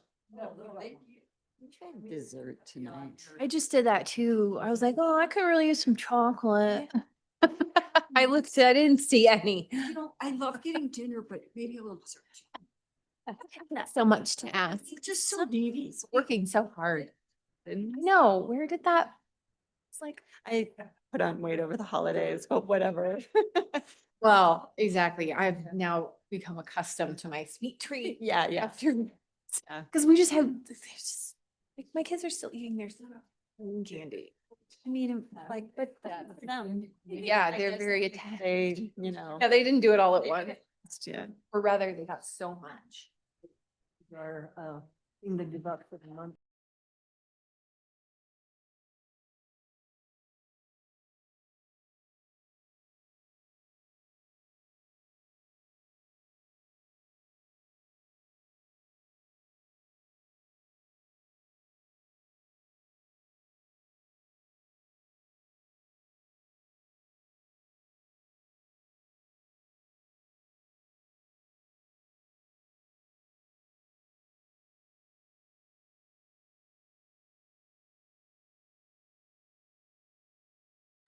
Which is horrible because this is so charm other people, right? And we really. That's great. It's like. Yeah. It's like, I just never. Yeah. Maybe you're overweight. That's what other people think. All, and then they went on a diet and started exercising. And they kept imaging their limbs. Is this not? Okay, you're going first. I sit there and. I'm glad. That's my problem. Search for that. Oh, it was, Okay, thank you, everybody. We're going to resume our meeting now. It's 6:51. And I should like almost every single time. Okay, we're gonna get restarted again. Thank you. We won't go over the history again because I think we thoroughly covered it. I think we did a fantastic job of covering it, but this is PL 2025-0309, and this is the Marshall House Development Plan. And we're sort of switching our brains a little bit because now we know it's been listed on our local register, which is amazing. And it means that we now have a stronger voice in the outcome of the structure. So this is a this is a development plan and major variance for 1133 Oak Street. And we'll do a similar layout with Caitlin giving us a little bit of background, and then the applicant will speak.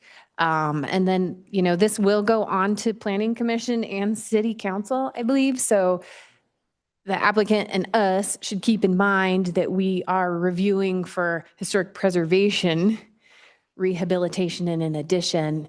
But it's important for us to be aware of the major variances, but that's not our purview. That will be covered by other commissions.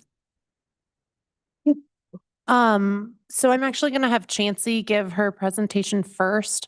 I'll say a few words just to introduce the project. I'm going to list out the variances that are being requested. And then Chancey will give her presentation. And then if it's all right, Chair, I would like to just follow up to provide some context around the conditions that I've placed on the recommended motion. So again, this is a development plan with major variances. There are 5 major variances. Bringing development plans to the Historic Preservation Commission is relatively new. The first one that I think you guys have done ever, I believe, was last month, and that was for the Chief Theater. So this is similar in the sense that Historic Preservation Commission is an optional reviewer of a development plan. So I think it's great that our community development code allows for that. So it will go to you all, HBC, for a recommendation. That recommendation will be considered by the Planning Commission. Planning Commission will also provide a recommendation. And both HPC and Planning Commission's recommendations will be considered by City Council. The public hearing date for the Planning Commission is coming up. It is on the 22nd of January. And then the City Council date is February 3rd. So I would just encourage folks, if you're interested to see how this project progresses, to attend or just listen in to that item for Planning Commission and City Council, because I think, the commission will be seeing more development plans coming in front of them. So again, Marshall House, not going over the history. It is now officially a local landmark. That's very exciting. I've been working with Chancey and the owners. Chancey's done an extensive amount of work on this development plan. It's pretty buttoned up. There are a lot of details in it. There are some items that I have asked to be changed or to be worked out further with staff prior to applying for a building permit. And I've kind of generally covered those in the conditions that I've placed on there. The reason being, A, they're not specific to why a development plan is needed and the variance is being requested. And B, some of them may not be able to be figured out until either prior to a building permit or even after a building permit, in terms of locations of historic windows and such. Please remember, Historic Preservation Commission will not have the opportunity to review that building permit, even for a designated property. I think if there's a development plan associated with it per code, that is what our code says. However, that does not say staff can't review it. So that's the same for the Chief Theater as well. Again, this has 5 major variances. The first is the front principal setback. So it's being proposed at 1 foot, roughly 1 foot 3 inches from the front property line. That's roughly an 8 foot 7 inch encroachment into the standard front principal setback of 10 feet. There's a front accessory setback. I want to clarify this for a moment. The position of their trash can, their trash enclosure. Their trash enclosure is considered an accessory building because it has basically 4 walls and a roof. And 4 walls and a roof. Thank you. So some trash enclosures, while they may have 4 walls, they do not have a roof. Others may have a roof, but no front wall. And so that is why there's an additional variance for that. It's proposed at being 1 foot 1 inch from the front property line. So that's roughly 13 feet, 11 inch encroachment into the 15 foot accessory front setback. The third setback is the side setback. So that's the setback that borders the Silverman's property at 1143, just for some context there for the public comment that we've received. The standard side primary setback is 10 feet, and it's being proposed at 5 feet from the side property line. So that's a 5 foot encroachment. The fourth setback is parking. How you calculate parking is dependent on the zoning and then also the use of the property. And so for the zoning and the use of the property, which is classified as a use by right for Commercial Oak Street, that's a restaurant tavern use. The calculation, I believe, is 1 parking spot for every 900 square feet. So when you calculate how many parking spaces they actually need, it comes out to be 1.02. But our code also states you have to round up to the nearest whole number. So that triggers what is kind of like 1 parking space. being required to 2 parking spaces. And they're proposing 0 parking spaces. The story behind that is the parking that's directly in front of where the Marshall House temporarily sits today is actually, and please, I will ask the owners and Chancey to step to the front if I completely misspeak, but I will just try to cover it surface level. It is a public right-of-way and it's owned by the city of Steamboat Springs. And you'll see a jog in the property line right where that parking is. And there's kind of before this, before the end of 2025, there was just kind of this handshake, understood agreement between the owners of Smell That Bread over an Overlook development with the city that they could park there as long as they handled the snow removal and they could put their trash dumpster there. But there was really no true like record that said they could park there specifically for the Smell That Bread property. And so they were able to receive an official engineering variance that allows them to use that city property right of way to park there for the operation of Smell That Bread, but also it provides parking for the 2 living units above Smell That Bread. And so that is why the parking for Marshall House cannot happen in that area because they need that parking to be able to operate Smell That Bread and the 2 living units. This is condo platted. And so it was condo platted back in, I don't know, 2012-ish by Jim Cook. And so any development that occurred or proposed development that occurred on these lots, which is happening now, removes the interior lot lines. So that's how the Marshall House is able to be proposed to sit there. But it also creates some unique, we'll say, tendencies around things like parking. And so they're proposing 0 parking. Keep in mind that it is condo platted and the use and operation of Smell That Bread, while different, is still owned by the same people. So 0 parking spaces are being proposed. There is parking along side streets,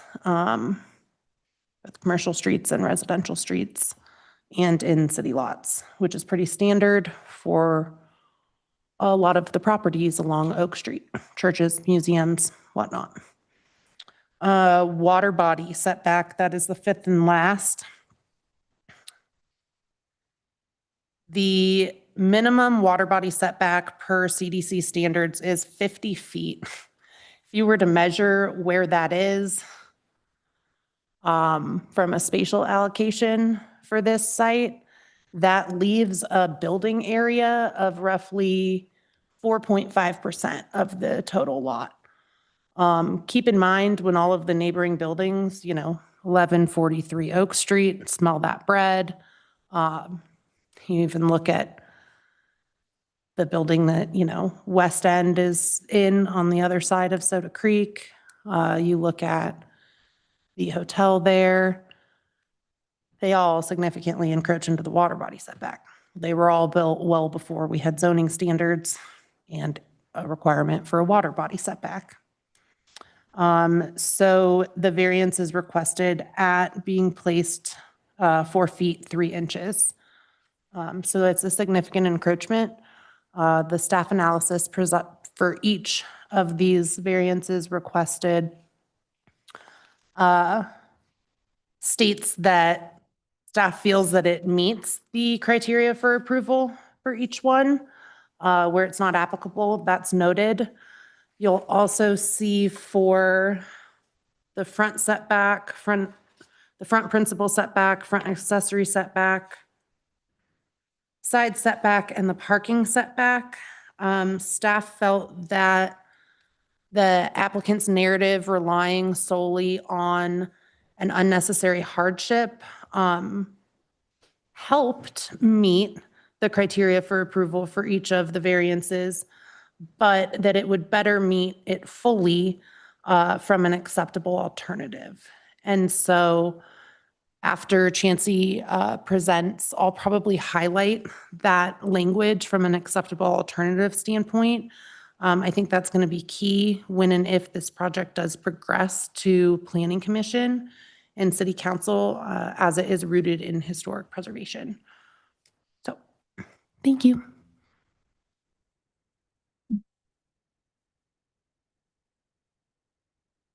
Oh, also, sorry, this projector doesn't work.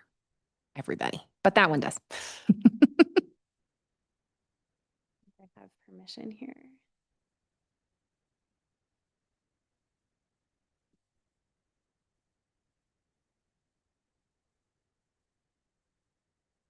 Hey, good evening. My name is Chancey Keenan. I'm the project architect with Mountain Architecture Design Group, and I'm super excited to be here in front of you talking about the Marshall House tonight, the Groesbeck Marshall House tonight.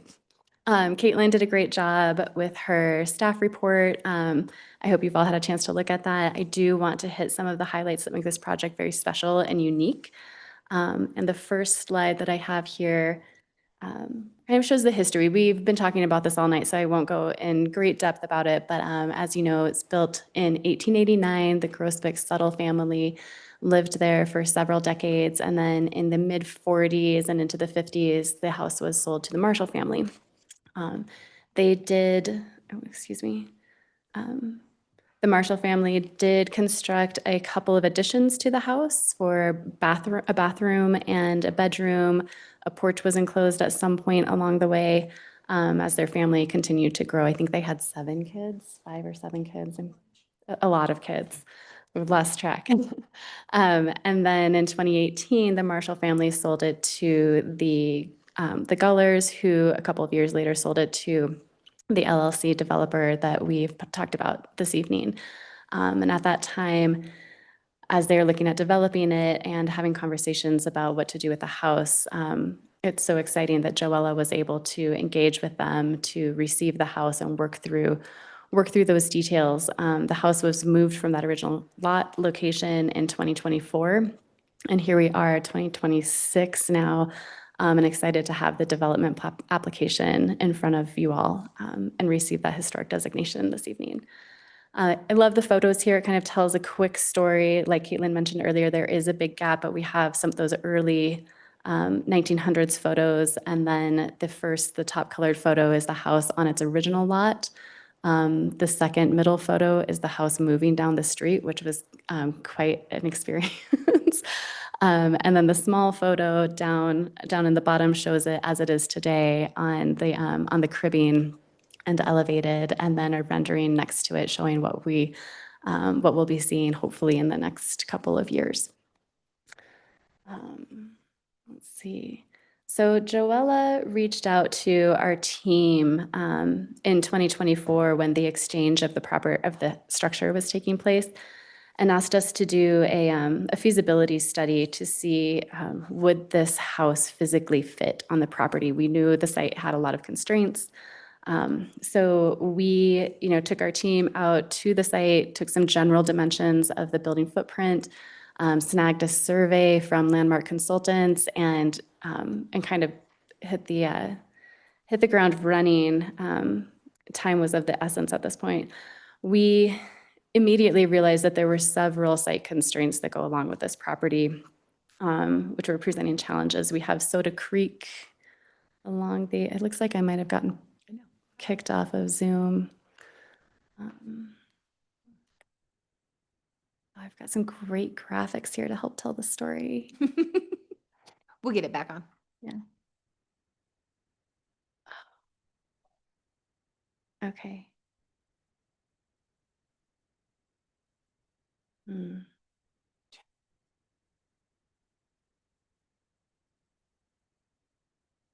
had to manually join this earlier. This might take a minute.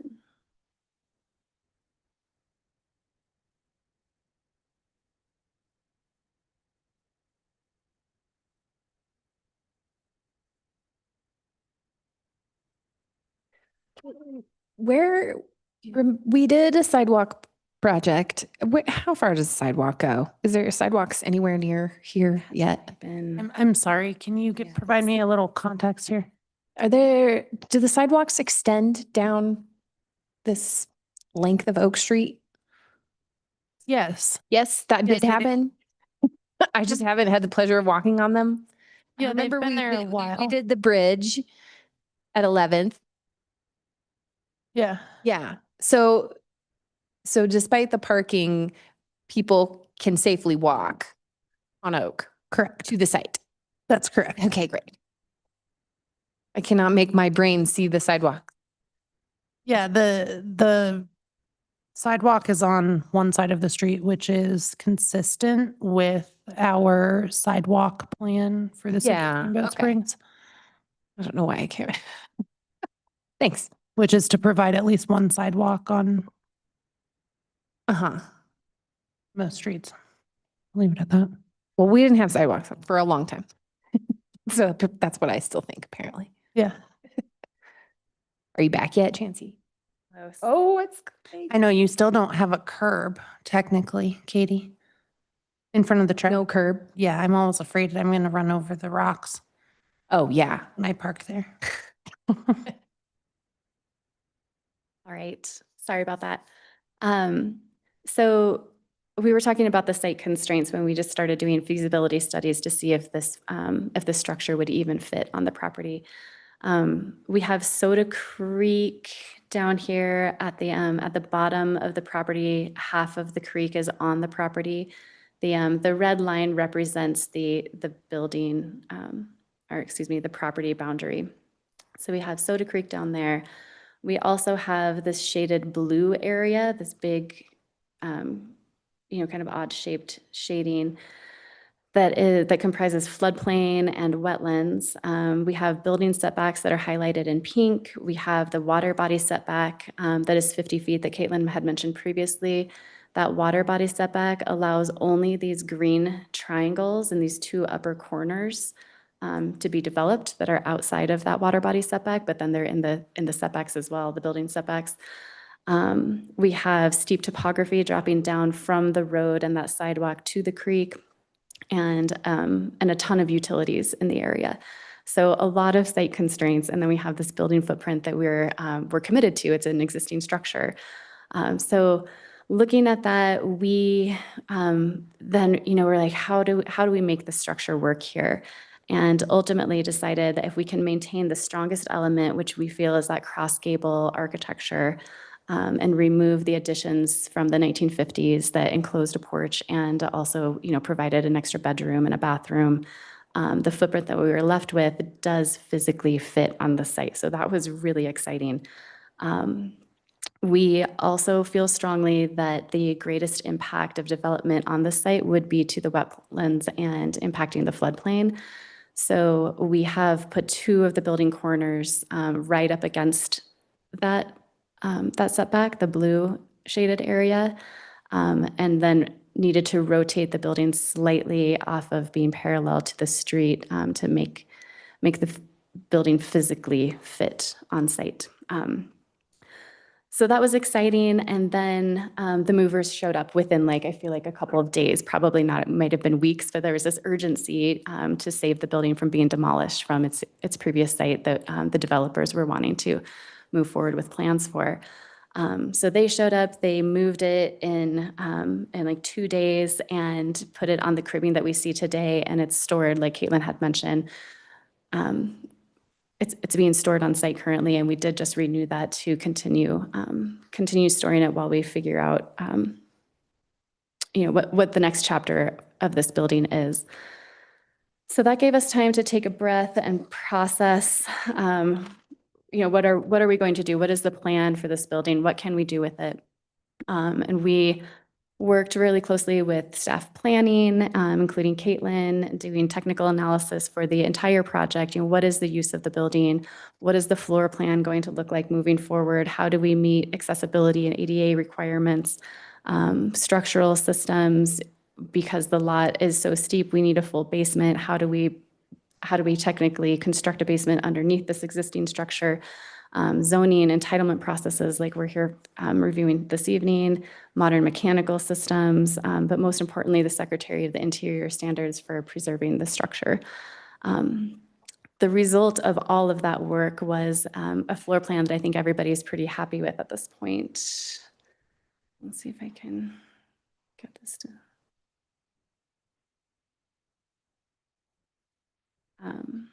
show you the floor plans in a second as soon as this loads.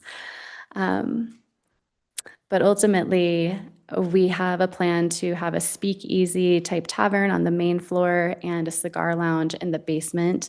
The entire building, the historic building, will be open for walking tours, which is really exciting. I'm not sure why I can't move. There we go. All right, here we go. So I have the floor plans up here. The floor plan on the left is the basement, and the floor plan on the right is the existing main level of the Marshall House that is at the street level. Oak Street runs along the top of the page, and we have the front entrance, the historic front entrance facing Oak Street. So you will come onto that front porch, like has been historically for over a century now, into the main living room area. That area is our vision is to have that furnished as a living room, and I think that's where people would gather for historic talks. So that function still, I think it'll feel like a living room still moving forward. We have our vertical circulation with an elevator and stairs to go to the basement in this top section of the floor, and then the darker shaded area is what will be that speakeasy tavern. That's only 549 square feet. The house is not large. So I think it'll be a really successful business model to feel really cozy. And let's see, what else can I, the kitchen, the historic kitchen, is located in this area over here on the right. There are existing cabinets and some plumbing fixtures that we would love to reuse if possible. We'll get into that when we start looking at the preservation and the building permit aspect of it. On the lower level, you come down the stairs or the elevator into common areas, and we've located the bathrooms on this basement level. The darker shaded area is planned as a cigar lounge. That's only 319 square feet. So again, a pretty intimate setting. The owner has done extensive research and looked at state requirements for smoking lounges. We don't have any operable windows. We don't have any doors to the exterior. Those are all requirements of the state. We have a very robust mechanical air filtration system planned for that space, so there should not be any negative impacts on neighboring property owners. So that's an overview of the floor plan. Let's see. We also have our building elevations here, and our entire ethos and goal for this project is to preserve it and have it last for decades to come and look like it did in 1889 or 1908 or whenever the siding was put. You look like it does today. I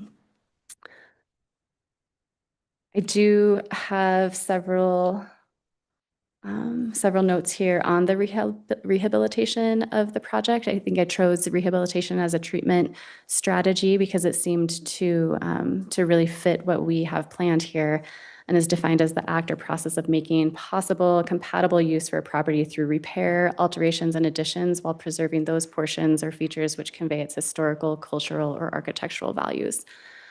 So again, driving by, the exterior will be predominantly preserved to what it was originally. The porch columns are still in place. We have photographic evidence of the railing systems. We have photographs and some of the existing windows. Several of the doors are missing, but we do have an opportunity to reconstruct those doors, and we have a donation from another project for the interior doors from that time period. Similar siding, just repairing the siding where it's deteriorating, replacing it where it's missing. But really excited to bring this house that has some deferred maintenance just back into the condition that it deserves and open it up for a lot of people to enjoy. Let's see. As far as the laundry list of variances go, Caitlin talked about a lot of those. I can hit on them and elaborate as much as you would like. Maybe real quickly, I'll just touch on the 5 of those. And again, if we have additional questions, I'm happy to answer them. First is the front setback. Again, with the rhythm of the street in this area, we don't feel that the location of the structure is out of rhythm with the homes that are adjacent along Oak Street and also the front of Smell That Bread. Because of this jog in the front property line and the parking that is set in front of it, technically the building is encroaching, but I think from the intent of the code of having a front setback, I feel that space between the sidewalk and the public way is met. With the side setback, we have, that's the minimum relief that we were able to provide and also stay out of wetlands and floodplains. It's a 5-foot setback, which works from a technical building code perspective. I won't get into the details of that with you unless you want to. Water body setback, we kind of talked about that. The entire site is really located within the water body setback, with the exception of those 2 green corners at the top. Refuse management, we're asking for a variance there as this zone district requires refuse to be located in the rear of the property or off of an alley, which we clearly don't have in this instance. The parking variance, like Caitlin said, we are required to have 1.06 spaces. So it really kicks us into asking for 2, but in reality, when we think about the use and the small scale of this building, we're asking for more, what feels more like 1 parking space. There is no overnight parking associated with this use, so we don't have to worry about vehicles in a residential setting that need to be off-street overnight. It's a walkable neighborhood. There's a bus stop nearby. The snow removal will not be impeded because of the business hours, and locating parking in between the buildings is just technically impractical with the creek and the steep topography. So we feel that the context of this project is really appropriate for the neighborhood. And again, I'm happy to discuss those further if you would like. I'm almost done. All right, so in closing, I think it's important to note that we have a community member here who is passionate for historic preservation and is willing to go through this kind of complicated and sometimes arduous feeling process to retain a really important resource for our community. We also have a site which complements the original context along Soda Creek and within the neighborhood. The angle that we have set the project at nods to the existing angle and cites the bay window looking down Soda Creek, which I think is a really cool experience, and again nods to the original siting of the structure. And the fact that it's on an existing route for walking tours for historic tours is pretty great as well. The resource is also predominantly intact, and I'm excited to add just another chapter to the story here and maybe close the chapter on the temporary storage that we see today. So thank you for your support. Happy to answer any questions. Thank you. Yes. And then, as requested, I'm just going to follow up with some clarifications on some of the staff analysis and then also the conditions, please. Okay, please. So again, staff feels that the criteria for approval for all 5 of the variances requested are consistent. Variance 1 through 4. So again, that's the front principal setback, front accessory setback, side principal setback, parking, all have the same criteria for approval. The criteria for approval for water body setback is slightly different. Just want to make sure to note that for public record. In regards to the first 4, staff found that, again, the applicant justification that it meets the criteria under unnecessary hardship didn't fully hit the mark. We acknowledge that the lot size, topography, and existing buildings on the property, there's special circumstances, and they may not be a direct result or actions of the property owner. However, the property owner has chosen to relocate the building, and that is a direct, result of the actions of the property owner. So we feel it really only partially meets the unnecessary hardship criteria. However, it can more fully meet and makes consistent with all the criteria for approval when we consider the acceptable alternative, which is that the proposed development allows for the application of other code standards, purposes, or intents to be improved by varying the standards requested. And specifically for each, varying the standards truly does allow for the positioning and the placement of the eligible resource to be compliant with the Code of Federal Regulations, Title 36, Chapter 1, subsection 67, 4H, given that when a building is moved, every effort should be made to reestablish its historic orientation, immediate setting, and general environment. So I think that that's important to call out, particularly given that HPC is providing a recommendation and that staff is utilizing historic preservation, particularly this Code of Federal Regulations, and furthering that intent and the intent of our preservation code to complement what's provided under unnecessary hardship. So if you scroll down, well, or flip across to the recommended motion, so staff does find that the development plan and major variance, PL 2025-0309, is consistent for the criteria of approval for development plan and major variance. There are 3 conditions. These are not recommended conditions.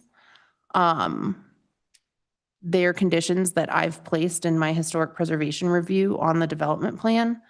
However, you are the recommending body, and if you would like to modify the conditions, if they make sense for a development plan, those can be modified in the actual development plan application online. But these have been thought out quite thoroughly. So the first condition is that all exterior alteration to the structure must comply with the Secretary of the Interior standards and local historic design guidelines.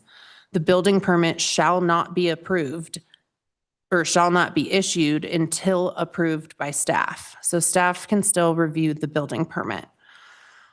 So that this condition is requiring the applicant to continue to work with staff on the final exterior, mostly the materials, right? The materials, type of materials, color, location, placement. So everything from what is the most compatible manner to place a storm window on the interior, on the exterior. Chancey's provided information on the placement. However, once the project gets started and the building, the building permits are submitted, we may have a different, staff may have a different recommendation, right?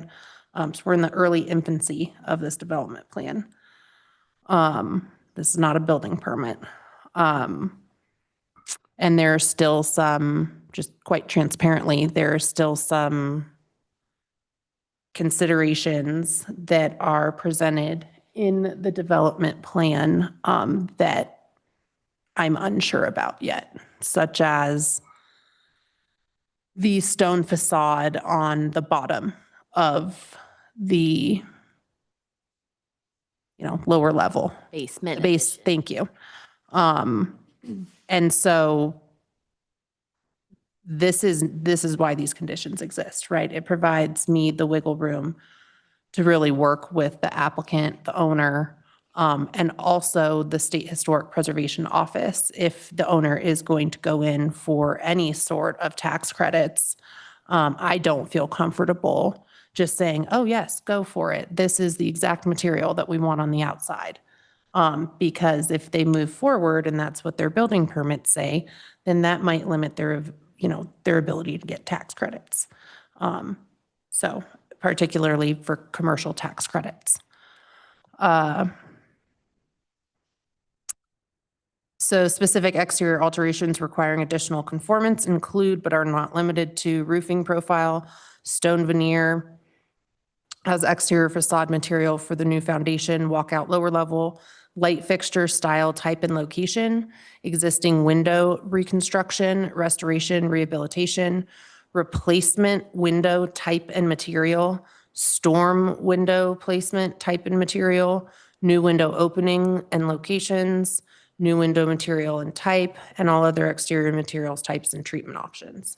And so my kind of ask and request of the Historic Preservation Commission is, I mean, I've spelled out these materials, locations, we'll say features of the structure pretty clearly. And so if you have recommendations on these specific items, now is the time to voice those recommendations. And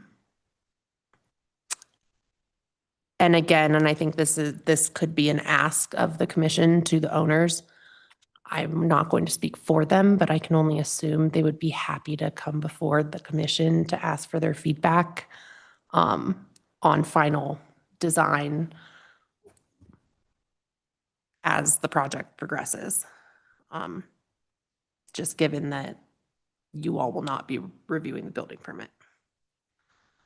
The second condition that is placed on there is that at the north elevation on the historic portion of the structure where the addition was removed, the applicant shall better determine where the original window openings were located and select a compatible option while retaining the original size. If it is undeterminable, a more compatible option will be selected with staff review.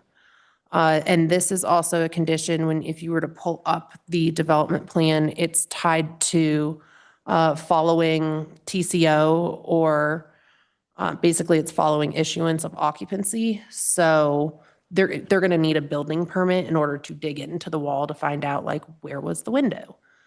And then the third is to complete and submit materials testing and analysis for those materials identified by staff and confirmed by both parties prior to building permit submittal, with results informing final specs as agreed upon by staff. And I would like to ask the commission to change the verbiage of that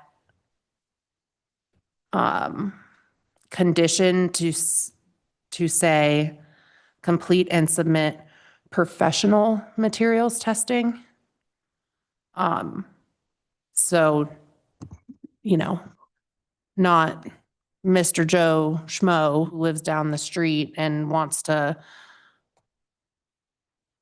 cut a chunk of the wood out and try to tell us what kind of wood it is. Or, you know, historic paint colors. You know, there are some wonderful local Colorado companies that do great materials testing. Everything from mortar to glass to wood to paint. And so it needs to be professional and to help inform the actual preservation of certain elements.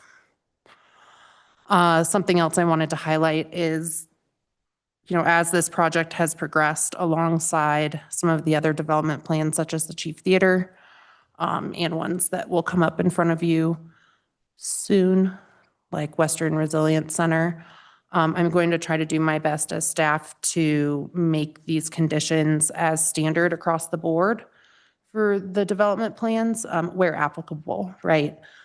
Western Resiliency Center doesn't really need a condition for materials testing because they're not really touching much of the historic structure. And I realize I didn't place that condition or the exterior alteration condition on the Chief Theater when it came forward. So I just wanted to provide a little explanation as that. I mean, we all get better as time goes along. And so I will be altering the conditions of approval for the Chief Theater. So I'm bringing forth standard conditions for these development plans. So when it goes to Planning Commission, to be clear. Let me know if you have any questions about these. Thank you.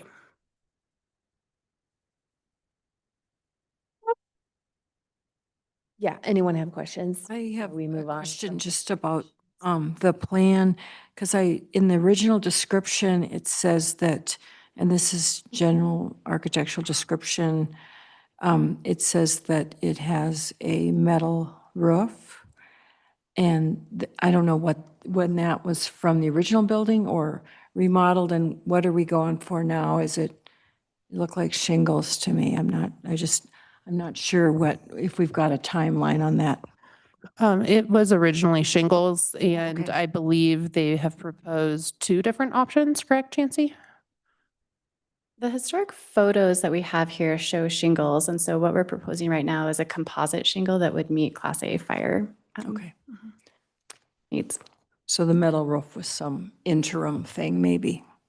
And Chancey, will that meet 2025 changes to our building code that reflect the requirements of the 2025 wildfire code? That's the goal, is to find a shingle product that would meet those requirements, but we're not at building permit yet, so. Okay. Okay. Other thoughts, questions?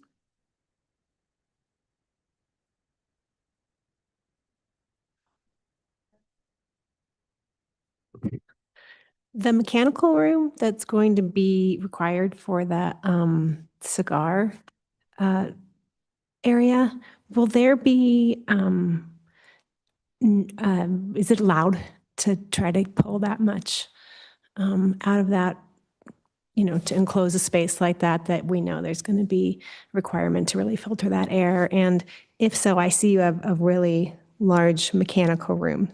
So it looks like you're definitely thinking through beforehand how you accommodate that advanced level. If there is extra noise, or do you guys have sound attenuation within the building or outside of the building to help to the impact of that? Yeah, that's a good question. We have been working with a mechanical engineering consultant on the ventilation requirements, just to know how much space we would need to accommodate that equipment. It's big. So, I don't have any noise information on that, but I do know it's entirely enclosed in that lower level, which has concrete walls. So I don't anticipate us having a significant vibration or air louvers or anything like that, but we could certainly look further into that and have some like isolating pads or something under that equipment if we needed to. Yeah, just something to think about up front, so you're not trying to chase it afterwards, and so that it can be hidden, inside the building. I've been on projects where we have to put it on the outside of buildings, very, very, very different projects, but just it does look like your mechanical room is large enough to accommodate. So, thank you. Okay. Whoops. Well, I don't know. This is so odd to me. The part that's odd to me is that that the HPC doesn't really have the ability or the ability to publicly review upcoming alterations to now a designated building. And that we're basing anything that we say in hopes that it goes right, and based on these sort of, as you said, preliminary, we just don't know things yet. And that's kind of really counter to how things, I'm used to things operating, where we have a little bit more of oversight on handling designated buildings.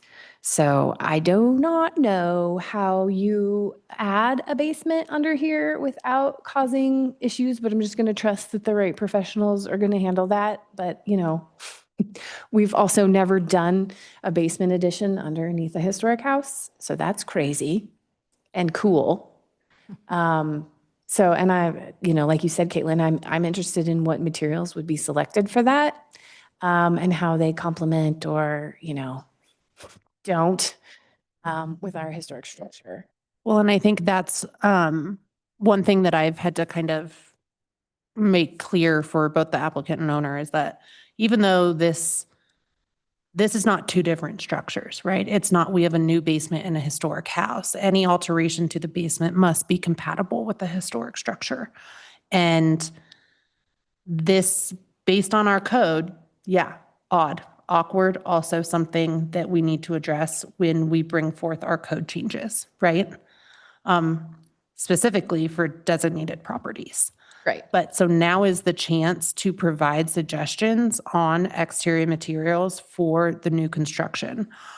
Also understand that if you provide a suggestion and then let's say I take this project with the owners and applicant to the state and they say, whoa, we don't like that.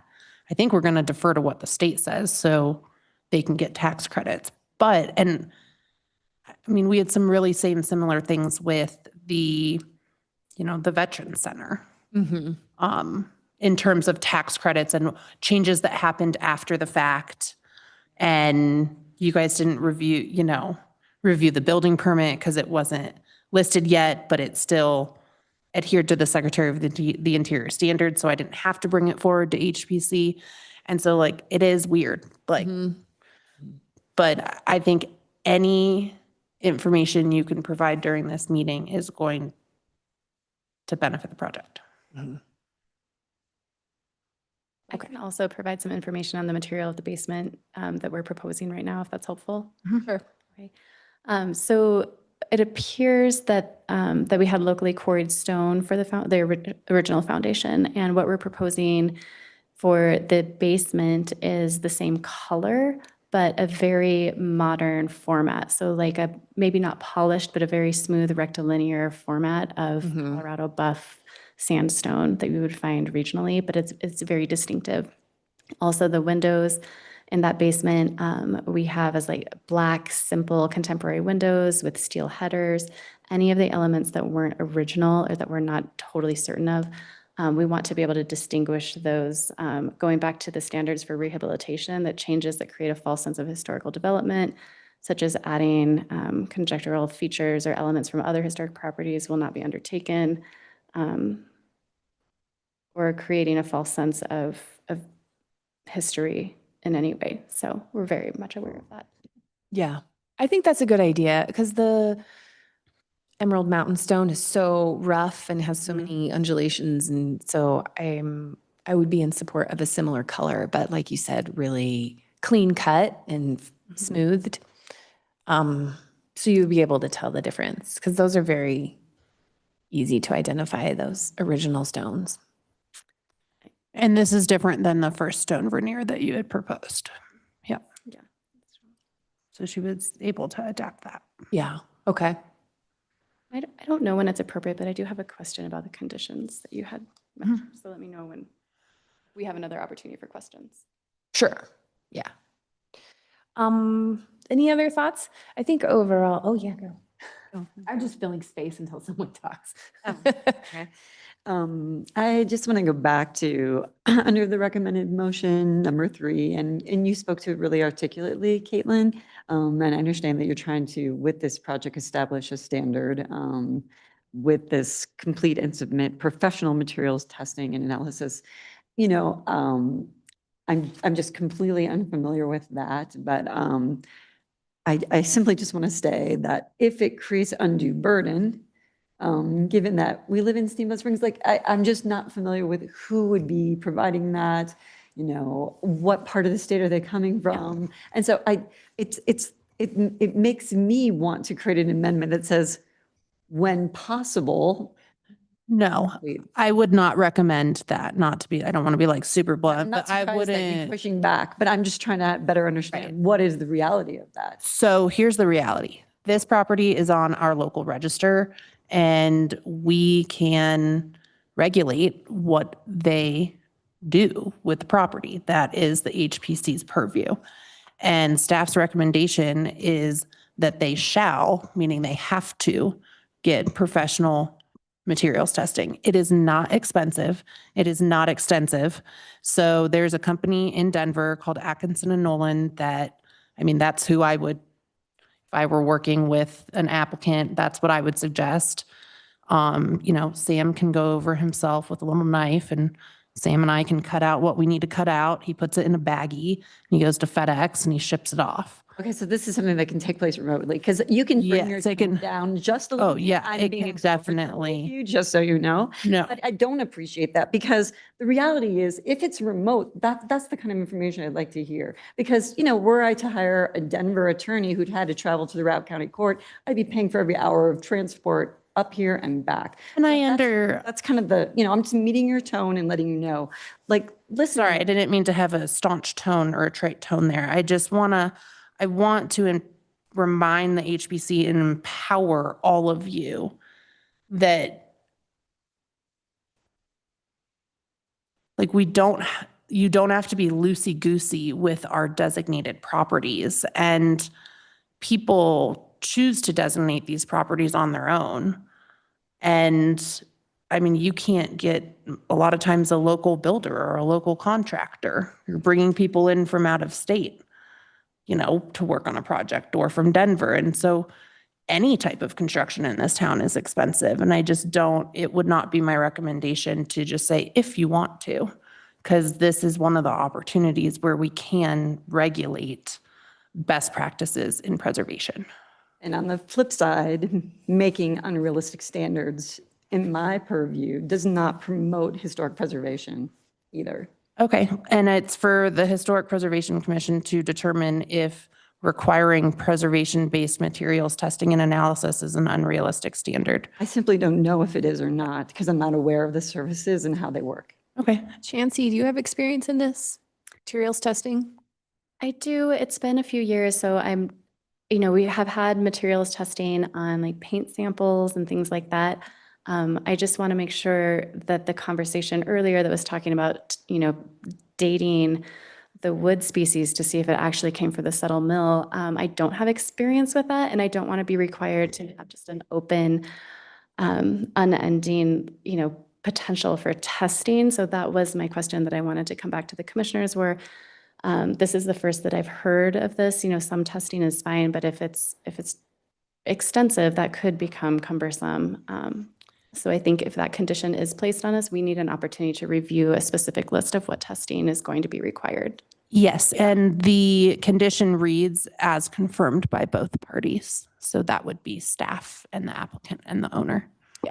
And just to confirm, Caitlin is not suggesting that we find the species or the date of, or the source of the original wood, right, Caitlin?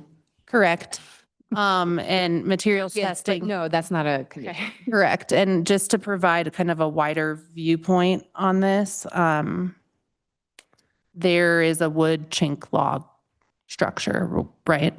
There might need to be some work done on that. You're going to want to test the chinking on that when you're working with masonry.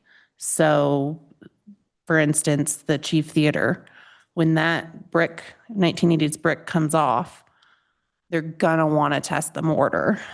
You're going to want to know what's there, because that's going to tell you what is most proper to replace it with. And sometimes when it comes to chinking mortar, you don't actually want to go back to what was originally there, because maybe it's failing. Yeah, we maybe And have better material Yeah, now. there sometimes are better materials and better applications. And that's why it also says, with results informing final specs. It's just acknowledging that there are experts out there in preservation-based materials beyond all of us in this room.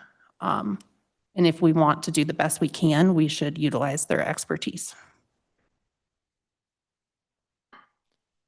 Does that help clarify either of you?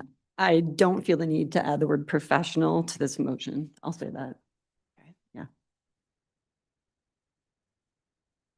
I'm inclined to keep the word professional because I've worked with a lot of dudes that swear they know. And I would just want to review a test because the dudes be wrong sometimes. So I don't want to hold someone at their word when I've seen those things. I think Go differently. where it says complete and submit materials testing is sufficient in the wording. I don't think that suggests that it's unprofessional. Just saying.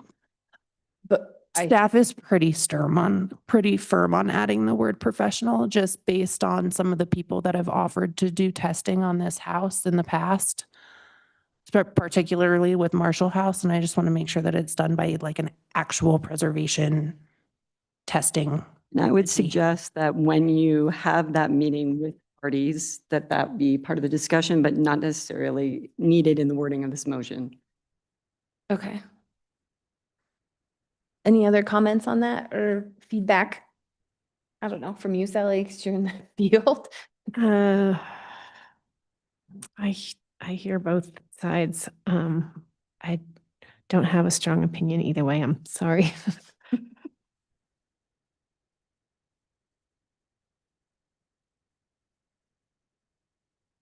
Well, we can come back to it. Any other comments or thoughts real quick? And then I need to open it up for public comment. Not that anyone's online. I have one question. I'm wondering about the trash enclosure design. I understand it, and I think in a lot of ways, I mean, it's excellent. But I feel like it sits really well with the Smell That Bread building, but not as well with the Marshall House. And I'm just wondering what your thoughts are. Yeah, we approached the trash enclosure as an accessory building, similar to a wood storage shed or potentially a chicken coop or, something like that that has just a simple shed roof and maybe some reclaimed style materials. It probably does blend better with the Smell That Bread, but we also didn't want it to compete or take away from the Marshall House itself. So having that differentiation was part of the design process.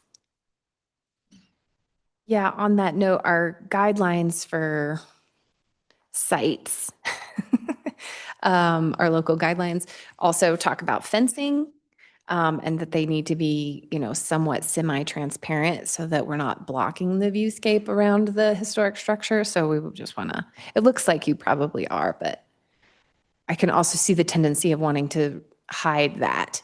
But I think in this case, our guidelines would suggest it needs to be open railing so that we can see through. Jancy, could you flip to that? I don't have the trash enclosure as part of these documents. I could pull up another document, but you can kind of see on the left side of the top right image, if I can zoom in, we are just suggesting an open kind of like simple metal railing. Yeah, that's what it looks like in that one page that talks just about trash. And then overall, I think, as far as we know so far, it's following the Secretary of Interior standards. Yeah. Cool. As far as, keeping the historic character of the property, I think that the historic structure is being recognized as its own. I think that the distinctive materials and features are being retained. It looks like in your drawing, you have the gingerbread cutout back on there. And hopefully you have enough samples that survive that you can recreate it. Because that's, as Jane pointed out earlier, a really character defining feature. And I appreciate that the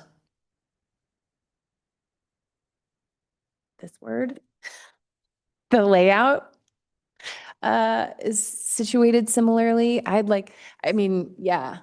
The site positioning. I want to make sure that we all can see the bay window still, because that's how we identify, I think, this place the most, because we used to be used to seeing it there on 12th.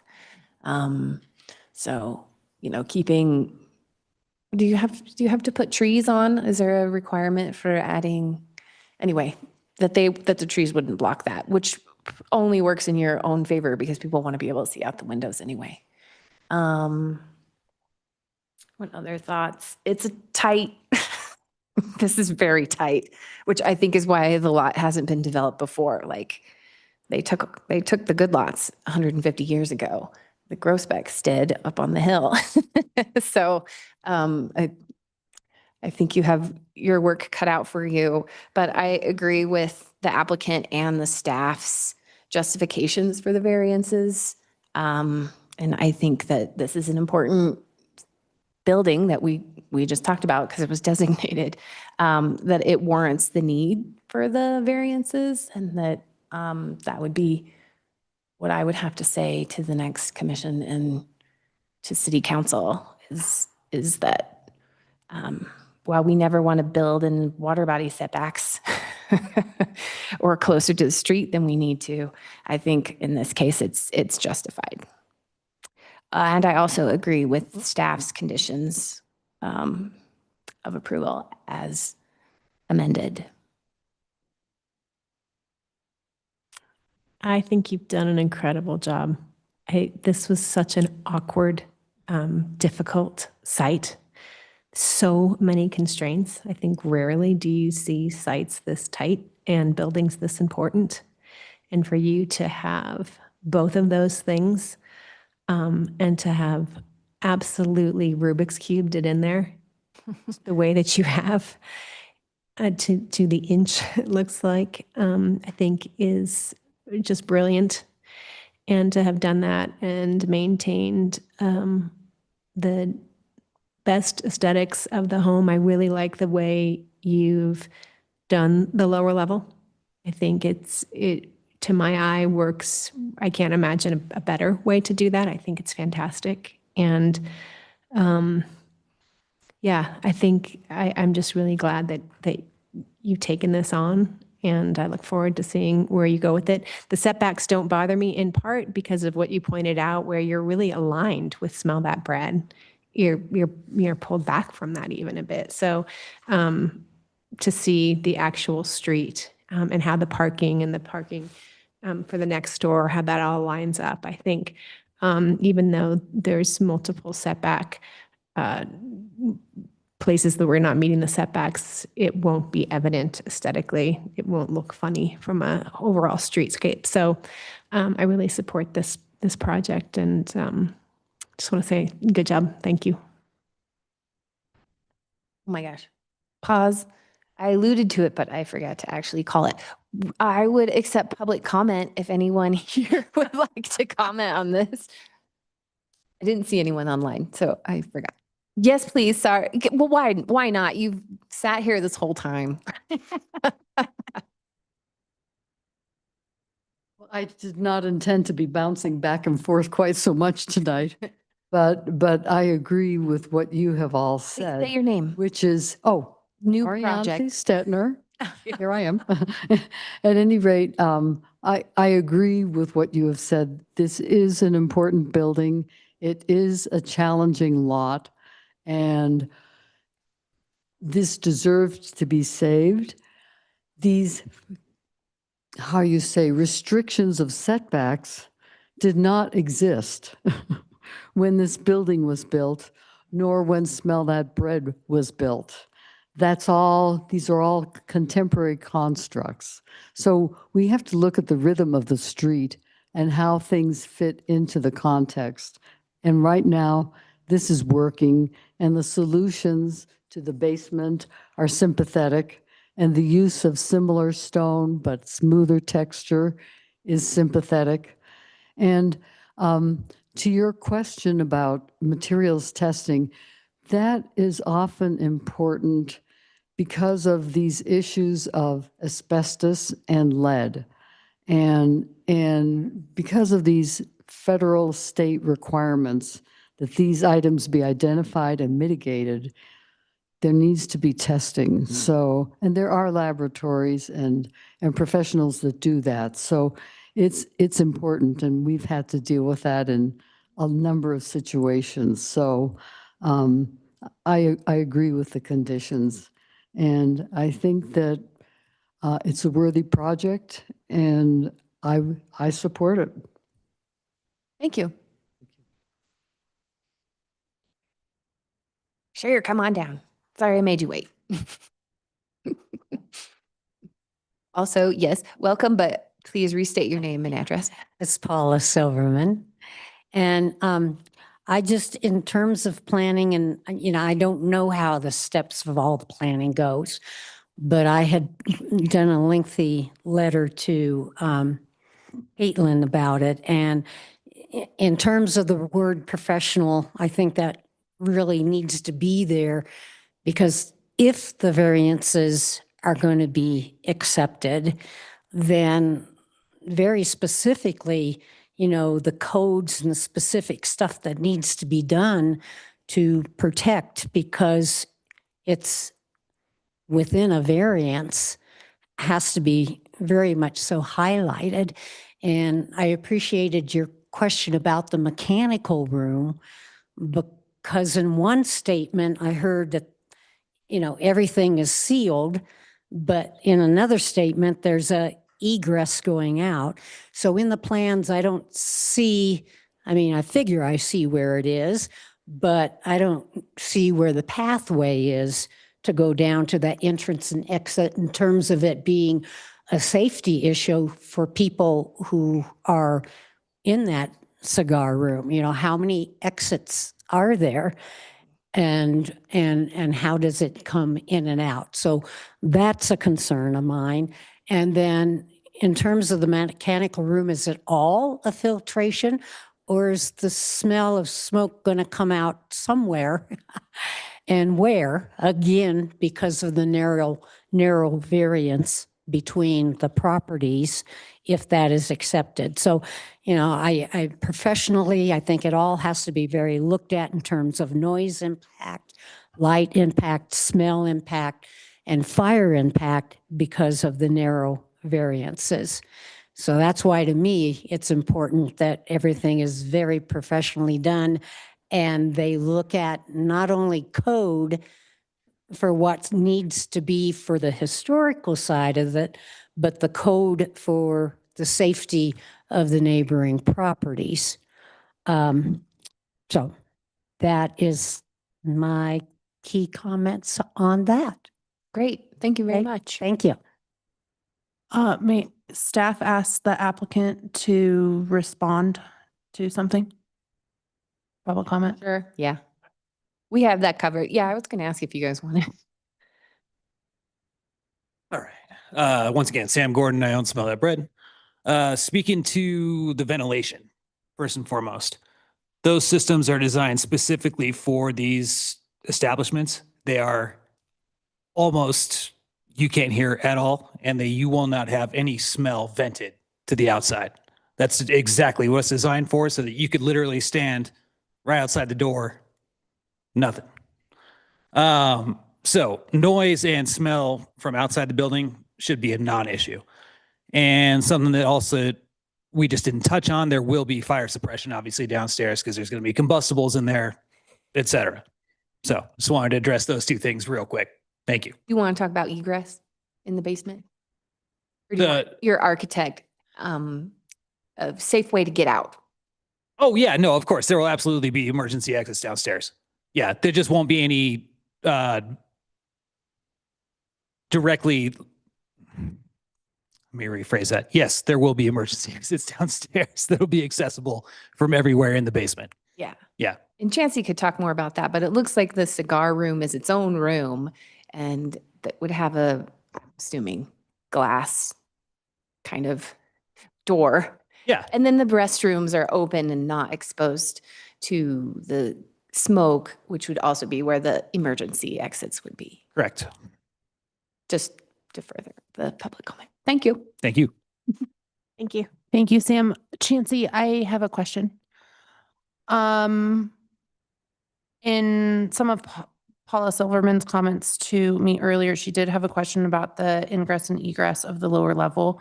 If you have any technical specifics on that.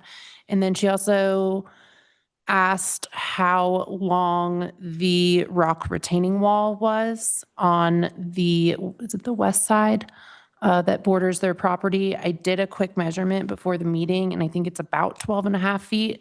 But I think her concern was of any sort of ground disturbance and then kind of that sliding topography that's naturally there. So if you wouldn't mind, just for the record, to be able to respond to the, why is there a retaining wall there, the function of it, and then the specifics on the ingress and egress, that would be helpful.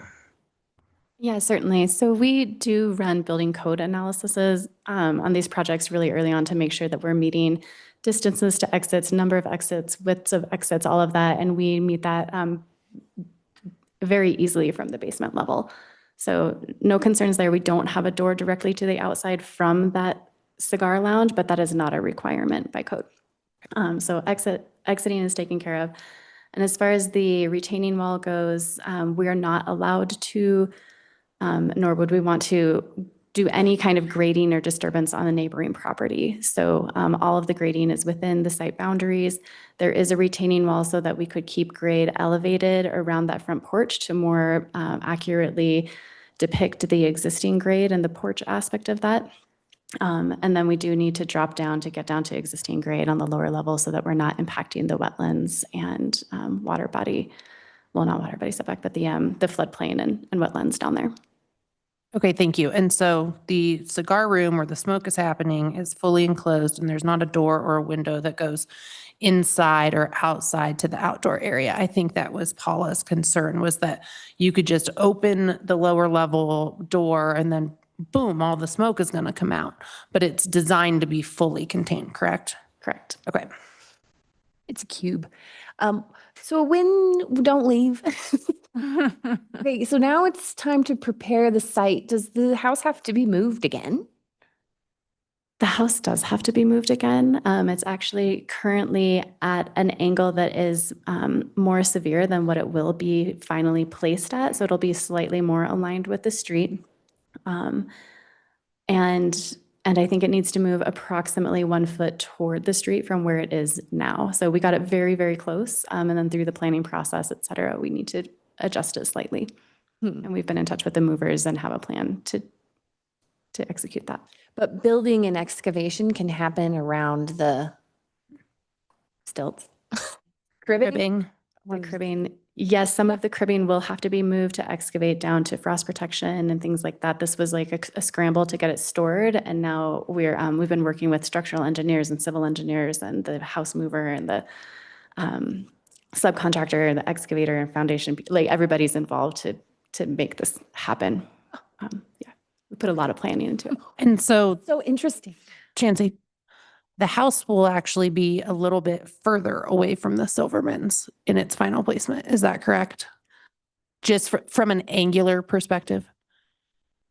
Oh, gosh, maybe slightly, but we are still up against that 5 foot setback that we're requesting. Thanks. Yeah. Final thoughts or questions? Tell me where you're at, everybody. We can move on. Have we heard from you, Julie? Do you have any? I asked what thoughts? I had questions on, but no, I think you've done a good job and it is like threading the needle to get, and it'll be amazing to see the foundation go under it, honestly. I live a couple blocks away, so I see it a lot. Are you prepared? You are? Who wants to read? I think Sally's ready. I am prepared.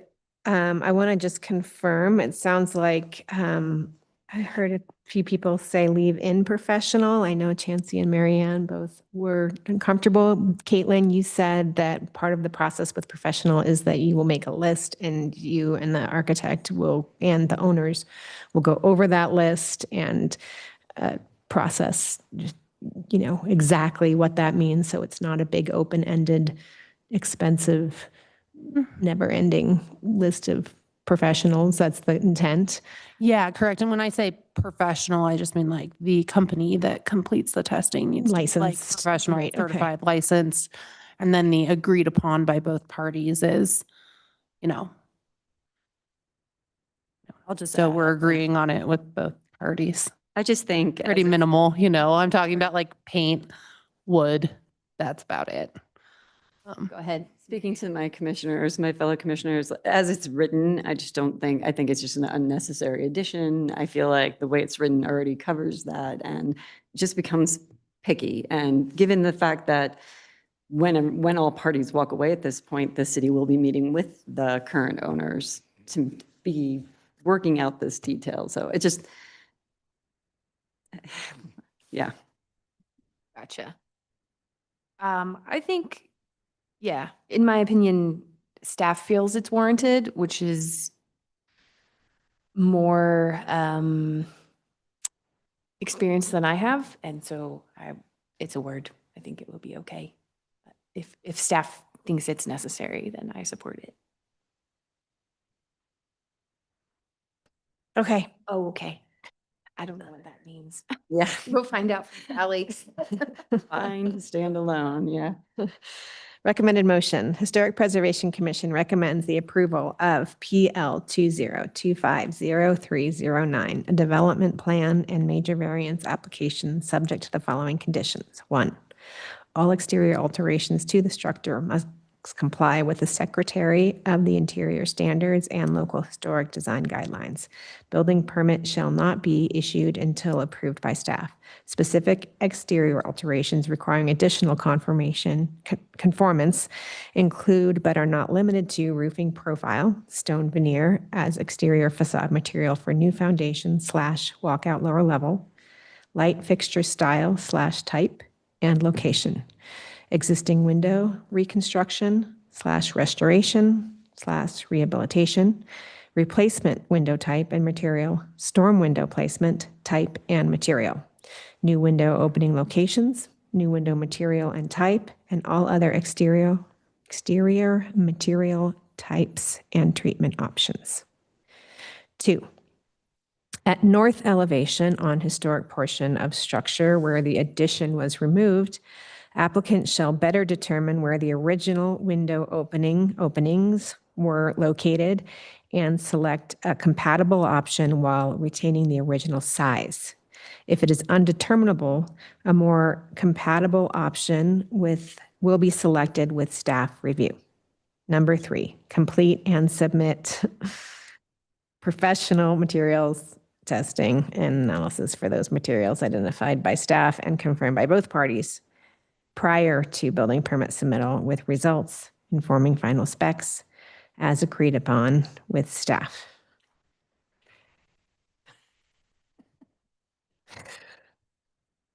That's it. Thanks. Good job.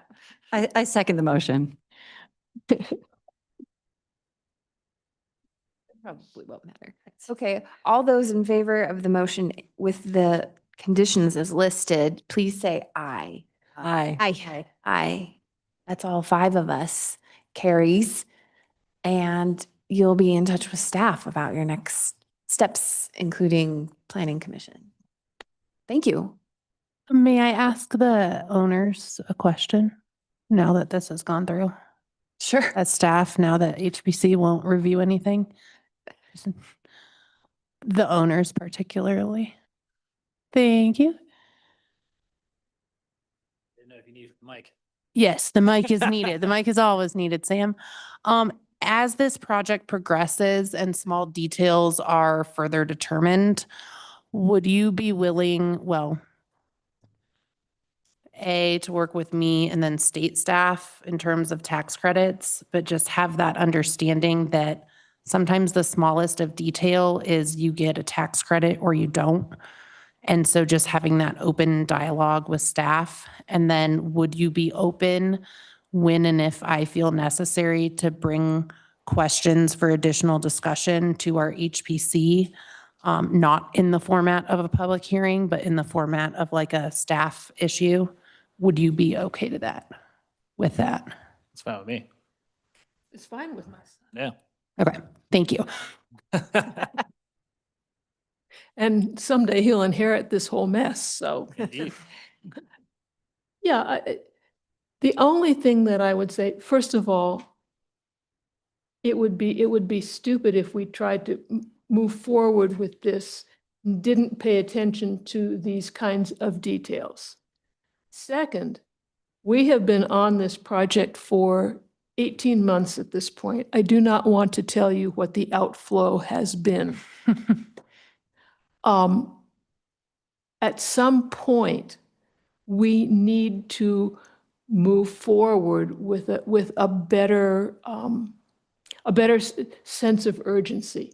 I mean, in a way, it's not urgent. The place is 100 and some years old. On the other hand, it needs to be, it's going to be repurposed. And part of what we're going to be demonstrating here is, look, this is another thing that you can do when you are rescuing a historic property. You can figure out how to use it so that there is some income generated from that. The longer it takes us to get to that point, the farther in the hole we are.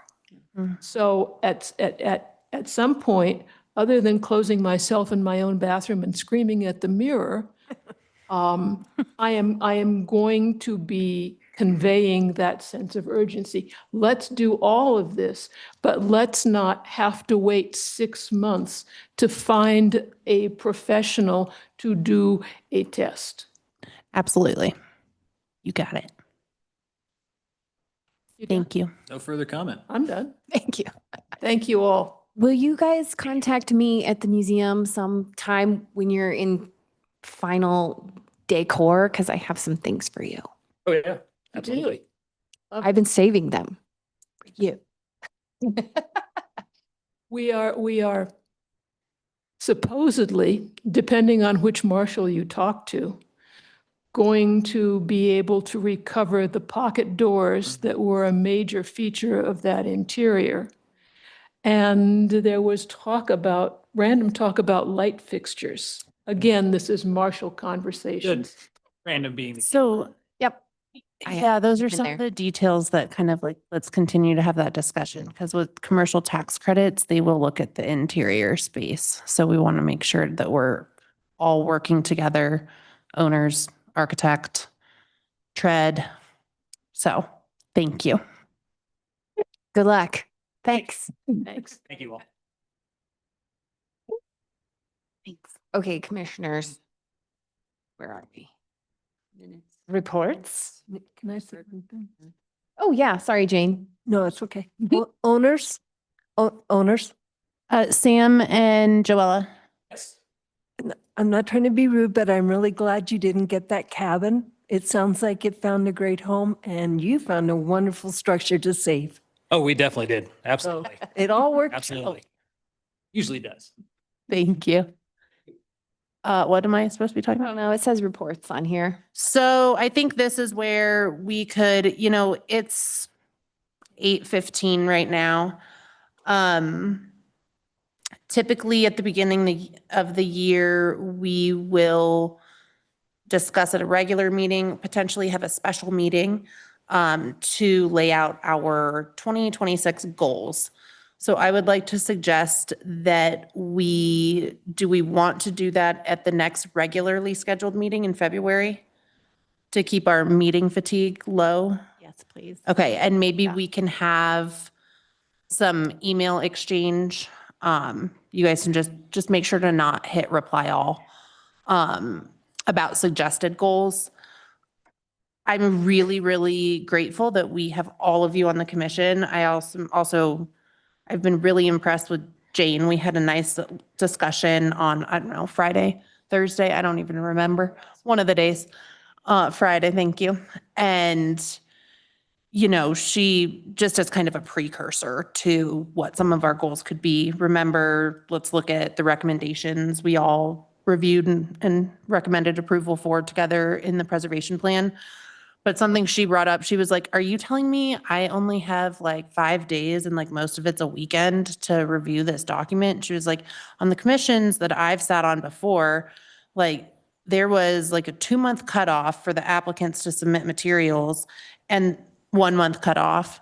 And then the commission had 2 weeks to review something. And so we had a pretty lengthy discussion about like, well, Steamboat's a little different. And like even staff, like in reviewing building permits, like I have 24 hours sometimes. In most communities, like you're lucky if someone looks at a permit in 3 months. And so just even thinking about like timelines and any requests from HPC to me. So let's just like put our thinking caps on and like no ask is too small, right? So it's all up for discussion. Yes.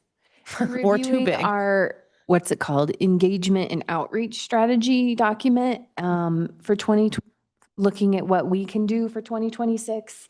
Several years ago now, we talked about, we want to have a presentation or we need to kind of get back on heading our outreach and education. And we have a whole outline now. So let's pick something and try and accomplish it in 2026. So just kind of brainstorm and either, like Caitlin said, email it or bring it to February would be good. And then we had tabled the November 10th, 2025 meeting minutes. It sounds like Sally had some edits. Thank you. Yeah. We had our edits in December. So I'm not sure where we are with that, but I don't want to push any more meeting minutes off because then we'll really not know what's going on. So if possible, I'd like to approve the November meeting minutes tonight as well as the December 8th, but we'll get to that after. So I have Sally's revisions in front of me, and I was just going to read those out loud, and that's how the record can be corrected. Thanks. Before I do that, Katie and I had spoken about her and I meeting, her as chair, me as staff, and maybe drafting a few ideas for our goals together. Is everyone okay with that? And then we can email those out and then everyone funnel it in, just because it'll keep me on track. Yes. Okay. We were just thinking like we could do some of the heavy lifting instead of just being like, what do you guys want to do? And you're like, oh, I don't, if we could narrow it down, maybe. I appreciate it. Thank you. Your ideas are still welcome. So already, this is for the HPC meeting minutes, corrections for the minutes of 11/10/2025. It is the paragraph at the bottom of the page of 27 and the top of the page of 28. And the entire paragraph shall be removed and shall be replaced with Kavanaugh, : I don't think this is about their revenue. I deeply don't believe this is about their revenue. The way I am looking at this, and I could be completely wrong, but the way I see the world is the only way I can sit here. What I see is that our beautiful town was in part built on the arts and dance and music. When people visit Steamboat, they often say, there is something visceral here that feels like home.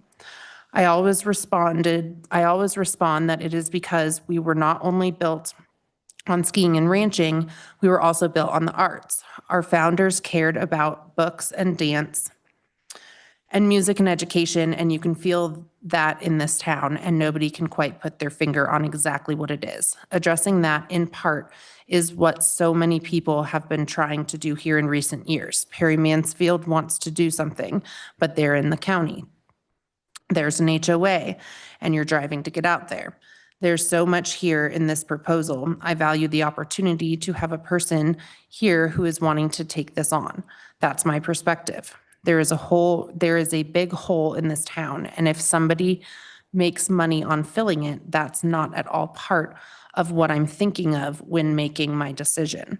It's going to cost a lot of money to do this, whether we do it here or at Perry Mansfield or someplace over by Ace Hardware, period. I wish I had been more eloquent, but that's as. Hey, That it's was the- supposed to reflect what was said, and sometimes we can't all be like super eloquent or we're like a little too fierce when we're speaking, so. Sorry, but that was. Thank you. That was the correction. Thank you. I wanted to edit further. Yeah, since it's all recorded. Right. Okay, in that case, well, our corrections were already recorded, which were minor, like spelling of will it and things like that. And yeah, so in that case, I'd like to entertain a motion to approve the November 10th, 2025 meeting minutes as corrected. Make a motion to approve the November 2025 meeting minutes as modified. Second. Oh, I second. This is Commissioner Capra. Great, thank you. The meeting minutes for November 10th. Oh, all those in favor? Aye, who are here. Great. November 10th meeting minutes are accepted. And now let's move on quickly to the December 8th meeting minutes. Surprisingly, I didn't have any. There were a lot, but that seems like what happened. Does anyone have any edits or corrections to December 8th? What's that? They're in your packet at the very end. It's probably, they're always like the last attachment. Anyone? Thank you. I make a motion that we accept the Historic Preservation Commission public hearing minutes December 8th, 2025. Thank you. I'll second it. Alcama. Thank you. All those in favor? Aye. Aye. Meeting minutes for December 8th are passed. And then the final motion I need is for adjournment. One question. You guys are talking about something that's coming in that has the word Western in it? Oh, the Western Resiliency Center is what we reviewed in, well, November and December. Yeah. Yep, on 6th Street. And I will, Only the Sustainability Council, but they changed their name yeah, on 6th and Oak. yep. Let me double check what I initially sent you, Julie, because I think you've seen the concept plans. Yes. 'Cause they went They- forward the same day as Chief Theater. But will you email me and just say, send me something on the Western Center? Yeah. Okay. I don't know my name. Oh, that's okay. Yeah, We don't know the name either yet because they just changed it. Yeah. And that's neither here nor there. Wait, is the meeting over? No, hold on. Then I'll make my snide comment. I make a meeting to adjourn a motion to adjourn the meeting. Thank you. It's 8:25. I'll second it. Alcama. Thank you. Knock, knock. The meeting is